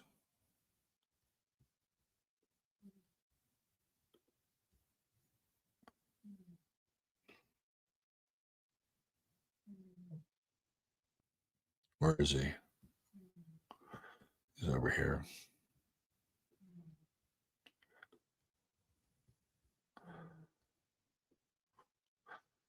So again, what we're trying to do here is use kind of a critical eye when it comes to trying to understand Musk's charts. And so, we do have a birth time for Elon Musk, unlike Nikki Haley, who I do think is a Leo rising. So what I did is I used his birth chart over here on the left, and then I relocated his chart for Austin, and that maybe we can discern something else that's going on in his life. So Musk clearly has that Cancer rising, right? Like he's got that moon face, the big broad moon face. If you ever wanted to see what Cancer rising looks like, there you go. He also has man boobs. Did you see him on that ship that one time, the boat? That's another Cancer rising attribute for man. And he has Mercury conjunct his ascendant. Boys, Mercury's been getting a workout, hasn't it? And he's got this 12th house sun. And the talk of 12th house sun people as of late is that they really want to be in the public eye. Like they desperately want to escape the confines of their 12th house. And Elon Musk is part of that conversation. And because he has a sun in the 12th house, you never really know like what the fuck he's up to, right? You never know what he's up to. You can't really put your finger on him. Is he a good guy? Is he a bad guy? Does he want to put a chip in my head? Does he work for the government? Space is gay, right? Space isn't real. Why does he do this? Why do they pay him? Oh, he's got 6 kids and they were all test tube babies. Oh, he had an organic kid and named him some incomprehensible formula, right? You never know where he's coming from. Do you remember when there was the Johnny Depp and Amber Heard trial, which was one of the greatest distractions of all time? And Elon Musk was part of that whole thing, right? There's like video of Elon Musk in the elevator with Amber Heard up to her apartment. And like it's like all of a sudden, boom, out of nowhere, there's Elon Musk in the Amber Heard story. But this is part of Elon. You never know what's going on with the guy. And he has Venus and Gemini, which is interesting because he got involved in a kind of a love triangle with Amber Heard and Johnny Depp. And a lot of times people have Venus and Gemini will have those weird love triangles. And I think Carla Delevingne or whatever her name is, she was part of it too, right? But again, Venus in the 12th house, his relationships are very, very secret. We know that about him. And he has Uranus in the 3rd house. And a lot of very inventive people have Uranus in the 3rd house. I like to tell the story of Brian Eno. Brian Eno, formerly of Roxy Music, has Uranus in the 3rd house. And Brian Eno is a fucking genius. And there was a guy who came to the event this last year. He has Uranus in the 3rd house. He's got patents on some kind of foundational building structure stuff, right? And he's inventing shit all the time, right? So Elon's got this Uranus in the 3rd house. Whatever you think of him, right? It's not like he's. I used to think that he was more of a cutout, in a lot of ways, but I do think he's responsible, for better or worse, for a lot of his creations. And again, I'm not here to bail water for Elon. He was an absolute fucking disaster in Silicon Valley for years. Basically stole the idea for Tesla. So I have no like illusions about Elon Musk's past or what he's capable of. I'm just telling you that with Uranus in the 3rd house, it's an inventive and creative mind. And as Uranus trine Saturn, and you can see, I think, that that's where the government comes into play, because Saturn would be the government. Saturn represents hierarchies and structures in the government. So he's got a nice Uranus-Saturn trine. And the other thing about Saturn-Uranus trines is that they tend to take ideas that are very out there and then mainstream them. That's how Saturn-Uranus works. So if you're somebody that's Saturn, Uranus, trine, or sextile in your chart, you're somebody that has the ability to take an abstract idea or something that's kind of ahead of the curve and mainstream it and bring it to people that are open and willing to hear what you have to say, and you're able to break it down in a way that makes sense. And you can see, like, there are a lot of inventors, but for whatever reason, Musk has hit this mainstream application. Maybe part of it's because he's a made man and they want him to be there. Maybe another part of it is just the chart, right? Sometimes the charts are just the chart, and he has it in his chart. He's got that Uranus Saturn trine. And I can tell that Elon doesn't have a lot of friends. He may have a few friends, but not a lot. Saturn in the 11th house is very selective with friends. And he's got that moon in Virgo and that square with Saturn. He's this is his mother, right? That's the mother. And he's got that sextile to the sun. So I think he does get along with his mother. But on the other hand, I think if you sat down and really talked with him about his mother, you might have a different conversation with him than sort of the public perception of what the two of them are like. Moon Saturn squares are often given to depression in a chart, and a lot of it is inherited depression from the mother, or at least inherited from the domestic situation. So Elon's had to deal with that, and he's got that moon in Virgo, which I think is critical and ruthless in the second house, which is mutable. And so situation has been very mutable in a lot of ways. And I really don't know how much money this guy has. It's always, publicized that he's one of the richest men in the world, whatever. And he's got that Pluto Saturn trine too, which means that he's a culture changer. They're actually really important. They're important aspects in anybody's chart, right? So he's a culture changer, and he's able to take ideas and bring them to the world in a way that are more mainstreamy. It's in his chart. I think in some ways, he doubts his masculinity and his male authority with Chiron and Aries. And Elon's going through his Chiron return. And it started in 2021, which is really the lead up to the purchasing of Twitter and X.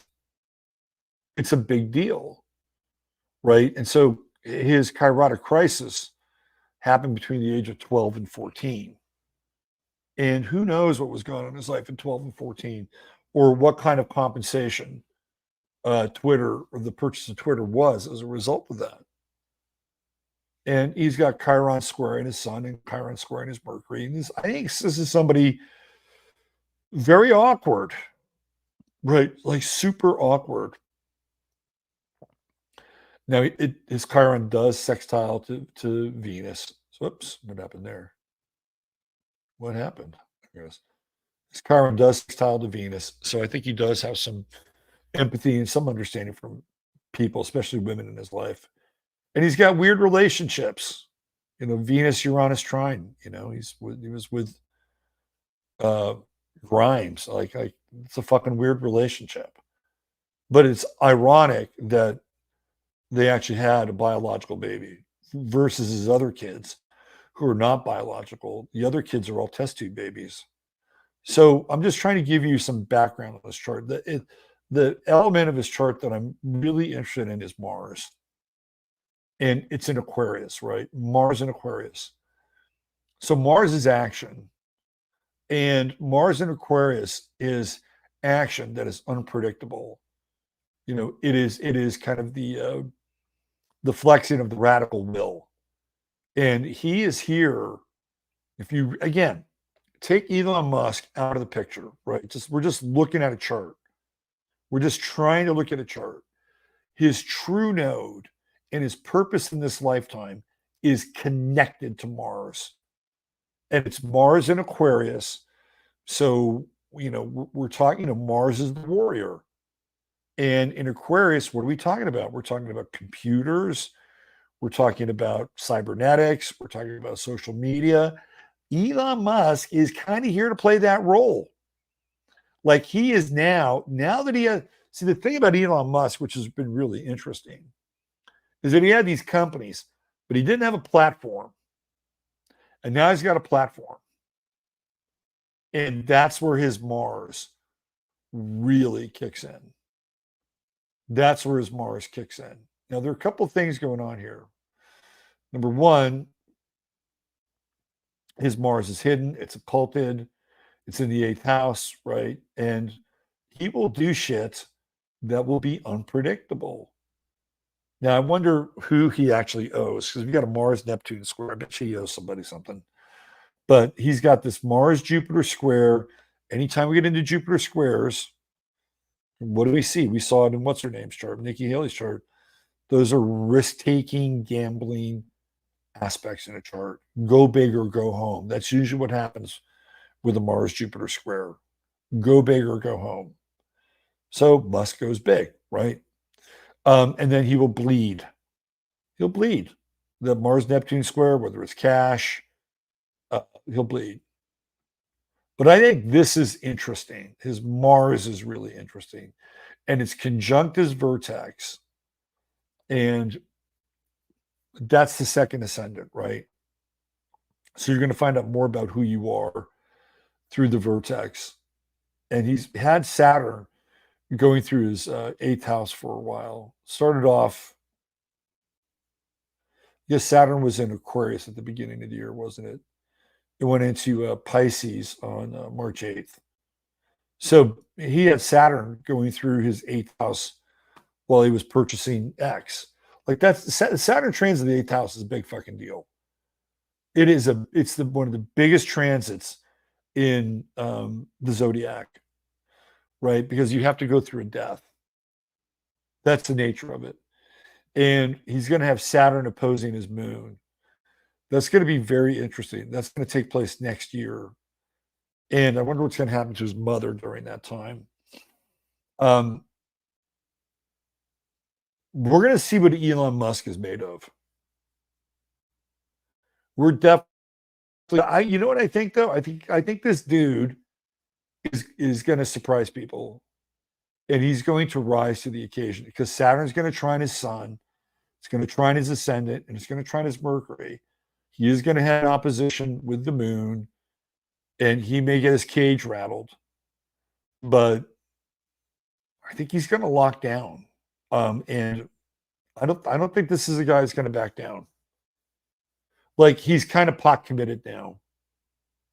When you throw shade at the third rail hard, you're pot committed. And Saturn is the trip to the underworld through the 8th house. So he's going to really find out who he is. And his comfort is going to be threatened January, February of next year. But with this trine with the sun and the trine with the ascendant, the trine with Mercury, which all that will happen next year. And then he's got this retrograde. He's probably going to lose some money with X with the Saturn retrograde. I would not doubt that at all. He may have to sell shares. I think he's more committed to this X platform than anything else. And he's got some allies. Like Tucker Carlson is an ally of this guy. And I called it. I said Tucker Carlson was going to start to produce his own show on X, right? Tucker Carlson apparently is going to buy studio space. Tucker Carlson's going to start his own network. And don't think that Elon Musk won't have a hand in that. He will. And Tucker and Elon, whatever you think of these guys, I'm just looking at this from an astrological perspective. They work well together. Tucker's a Taurus, Elon's a Cancer. So you get that fertile ground effect, right? I think his Mars got activated. And I'll tell you how his Mars got activated. He had that biological kid. That's what happened. Two things happened. He had a biological kid versus the test tube kids. And one of his kids from the test tube marriage One of his kids changed sex, and he didn't like it. Like I believe, he did not. You know how some fucking parents, like the Hollywood parents, will come out and they'll parade him around, and they'll give him the red carpet treatment. He didn't do that. He's not into it. He actually blames the system for grooming his kid. I can tell you that right now. He believes that because he hasn't come out and championed this kid.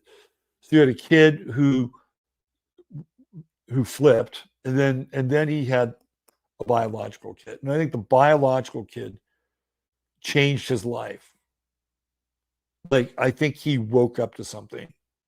Why do I think that? Well, if you look at his relocated chart, and he's living in Texas, like, he is way more Cancerian, right? Way more Cancerian. So that means that his values are going to be more traditional.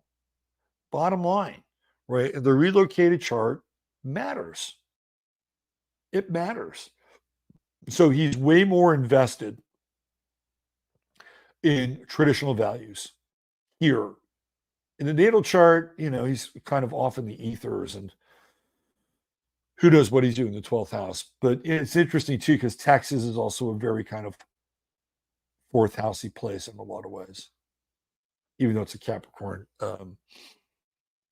state. Masaki just sent me something. What is that? What did he send me?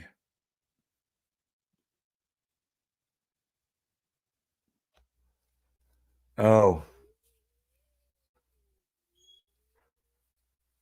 interesting. Pre-Bitcoin. Oh, interesting. All right. I'll get to that later. Masaki feeding me intel, but not about Elon. Yeah, I think he's just I think the bio kid, I think the bio kid changed him. The bio kid and then the test tube kid who flipped. I think it changed him. Do I trust him? I don't really trust anybody. But here's what I will say about Elon and about people in general. People can change. If you sat down with me when I was in my 30s, you would have had a very strong feeling about me one way or the other. You would have either been really into me, or I would have repelled you, because there were things that I did during my 30s not entirely proud of. I am not the same person that I was in my 30s. And I guarantee you that many of you are not the same people that you were even 3 years ago, because you had some event in your life that came along and turned your world upside down. So people can change. Now, he may still have some weird wet dream about, putting a chip in your head, whatever, right? But he's a Cancer, and Cancers have what? They have much more mainstream, conservative, value-based feelings and connections. Now, what also is interesting here is that he's got Mars in the 12th house, which is hidden enemies. And ever since he's moved to Texas, I think the hidden enemy list has been growing exponentially. So he should actually watch out for them. But I also feel like in the 9th house, again, whatever you think of him, he's nobody can be in the world and be perfect, right? Like, you could check all the right boxes and say all the right things, and be on the right side of every issue. And the mainstream press or any special interest group would fucking burn your ass to the ground. And you could say it all without malice and all without prejudice, just pure and clear logic, reason, and love.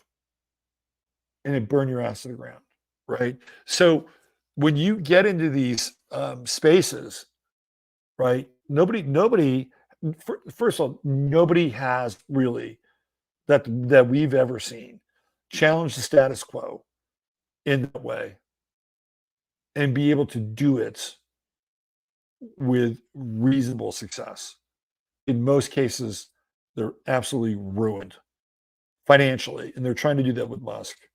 But the reason I bring this up is because of Neptune and Jupiter, which are the highest planets in his relocated chart.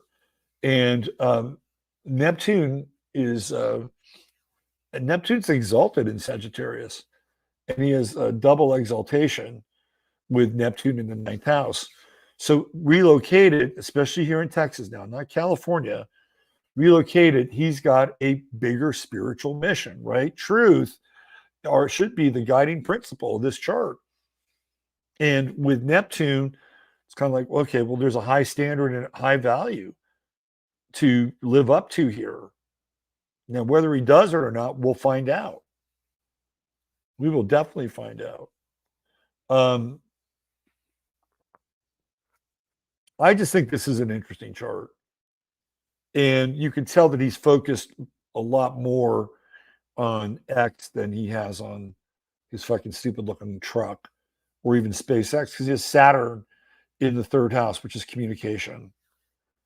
And, he's trying to, have a platform where people can, and that's not perfect. There still are people that aren't allowed on Twitter. I don't think Alex Jones is allowed on Twitter still. It's not perfect, but I tell you, it's a lot better than it was. A lot better than it was. So, in summation, what could we make of Elon Musk?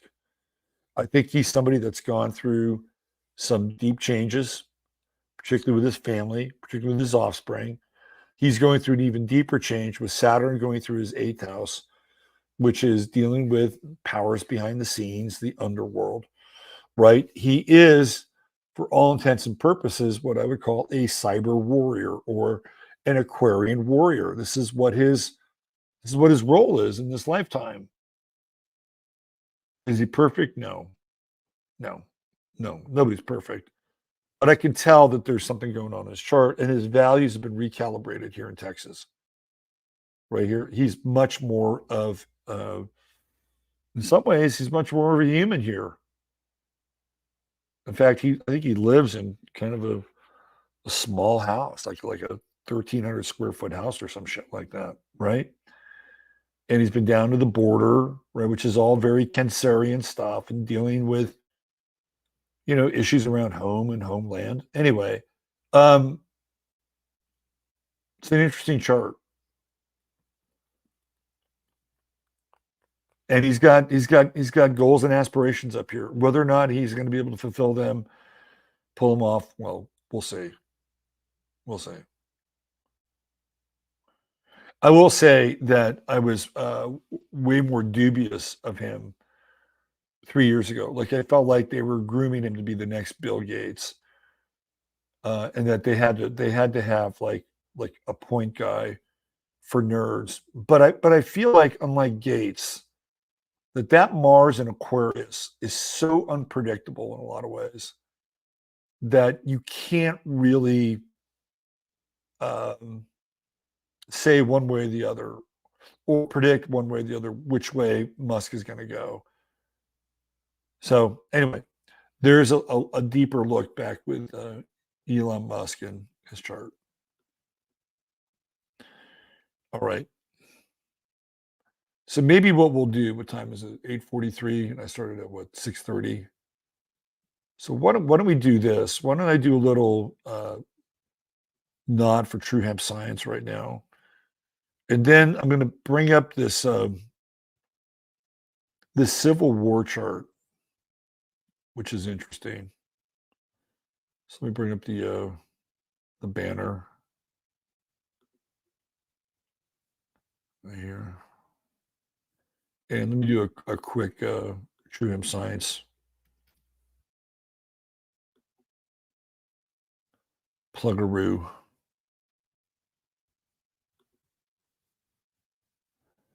Okay.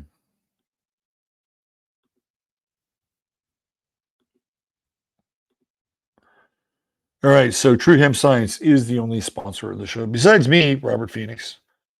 If you want to get a reading, you can do that. on my website, robertphoenix.com. Lots of different options there for you. But True Hemp Science is the official sponsor. I'm the unofficial sponsor, official sponsor of the show. And my buddy Chris makes all these great CBD products, oils, edibles, water soluble, and pets. The edibles are out of this world. You will not be disappointed in the quality of any of the products, but the edibles do what they say they're going to do. So if you go to truehempscience.com and you spend $100 or more, all you got to do, it's right there, is type in 15MINS. That's 15MINS, and you will get free products with your order. So just type in 15MINS when you spend $100 or more and get free goodies. You'll love the free goodies. And $150 or more gets you free shipping, and there's always a 30-day money-back guarantee. TrueHempScience.com. Some of the best CBD on the internet. Isn't that right, Jasper? Isn't that right? Jasper likes some True Hemp Science. Yeah, you do. Okay, so why don't we take a look at the? I'm gonna get into we'll get into Sagittarius next week. Yeah.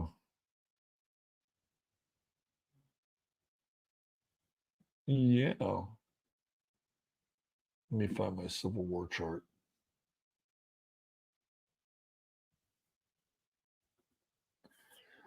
Yes, I know. Yeah, I know. You want a little snack, don't you?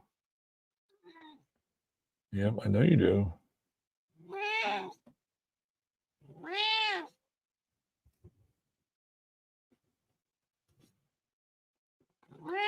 Well, I'm going to give you your snack in a little bit.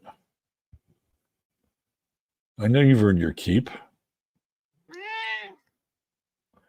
Yeah, I know. I gotta try. I gotta figure out how to do this. This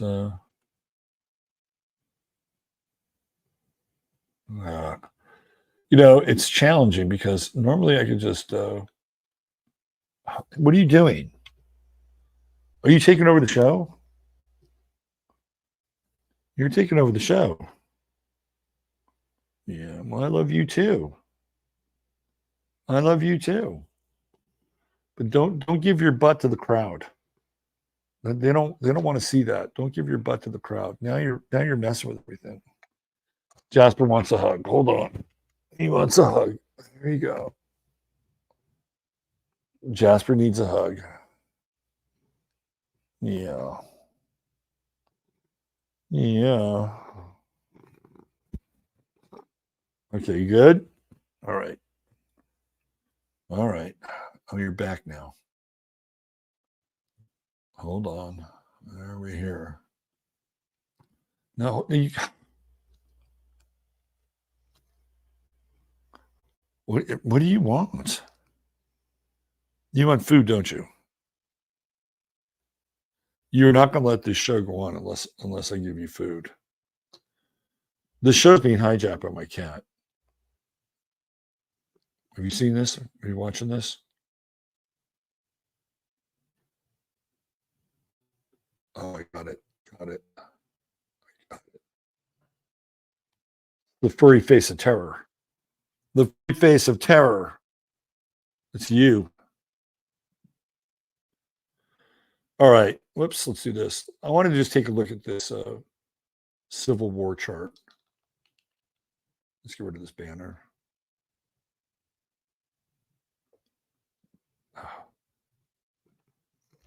Where I go to click on the click pad, it's all fur. It's nothing but fur. All right. Okay. Yeah, you want to get in the show. I know. It's a big deal. Okay.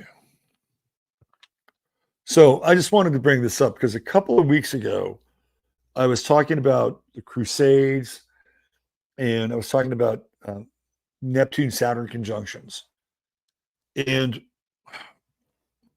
one of the Neptune transits I missed and I missed it because Saturn wasn't in the mix at the time, was Neptune and Aries at the start of the Civil War. And this is the Civil War begins on the 12th and the 13th of April in 1861. And that's when they have the Battle of Fort Sumter. And that's when technically the Civil War starts. And look where Neptune is. It's in Aries. And remember, I was talking about the role Neptune will play, especially with Saturn, and how it not only dissolves structures, but can give rise to different kinds of structures, ideological structures that come out of it. So, for instance, when we had the Bolshevik Revolution, Saturn and Neptune were conjunct in Leo, it was the end of the so-called monarchy, right? So it was dissolving that structure. But on the other side of that, which is Aquarius, in fact, Uranus was in Aquarius during that time. You had this rise of Bolshevism, right? So that was a big deal during that period. And I was just trying to give you this idea of the Saturn-Neptune conjunction and how structures dissolve and then they sort of reform, but they reform differently. Well, they didn't have Saturn here during the Civil War, but I'll be darned, Neptune is in Aries, right? And we're staring down Neptune and Aries, at the end of 2025, and that's where Saturn will be and the South Node. And, history repeats, cycles repeat. So Neptune is going into the same sign that it was during that time. The other thing that happens during that time is Uranus is in Gemini. And what do we have coming at the end of 2025? Uranus and Gemini. So we have two outer planets that were both in the same signs, or the signs that they were during the inception of the Civil War, that will be in those signs when Neptune goes into Aries in the end of 2025. So I just wanted to bring this up because I kind of missed it a little bit when we went through all those different examples of Saturn and Neptune. And even though Saturn isn't here, Neptune is, and it's in Aries. So it's worth noting, right? So does that mean that we're headed for another Civil War? I would say that the odds for that to happen are they're high, right? I mean, just look at what's gone on with the country. I mean, we would need a great unifier in order to pump the brakes on that. But who knows? I mean, maybe by the time that rolls around, more Michael Rappaports of the world will have flipped their wigs and come around and realize that the system they believed in was an act of derangement, right? I mean, maybe there's that possibility. But I just wanted to bring this into the conversation because I thought it was noteworthy. And this is the day, right? Like zero, the day before, Neptune was at the final degree of Pisces. I mean, literally on the 12th of April, it was at 29 Pisces, and then Fort Sumter surrenders, 0 Neptune in Aries, and for Lincoln, that's the start of the war. So I just wanted to bring this in as a point of the conversation that had been left out in a previous stream. So there you go. Neptune and Aries. Are you ready for it? I'm not sure if any of us are. All right. I think that's it. We'll get into Sagittarius next week. We'll get into all the various Sagittarius characters. Isn't that right, Jasper? Do you want to look at the people before we sign off and I give you a snack? You want to give your loving and adoring audience a little Jasper face? No? All right. All right. Thanks for being here. Appreciate you hanging out on Sunday night. It's always a pleasure to be with you. And mods, thank you very much for all of your constant help and support. Don't forget to hit like, subscribe if you like the show. If you do subscribe, hit it again. It will unsubscribe you. Hit the bell so you know when these shows are coming. And what else? That's about it. Say a little prayer for our guy, Krishy. He can use it. He's having a rough time. And let's see. Why don't we do this? Hold on. Get back here. No. Jasper, what are you doing? I'm just going to end the show. He's taking over. It's like fucking Godzilla in Tokyo. All right. Thanks, everybody. Use your head in order to know what's real. Your heart to set what's possible. For myself and Jasper, have a great night. Bye for now.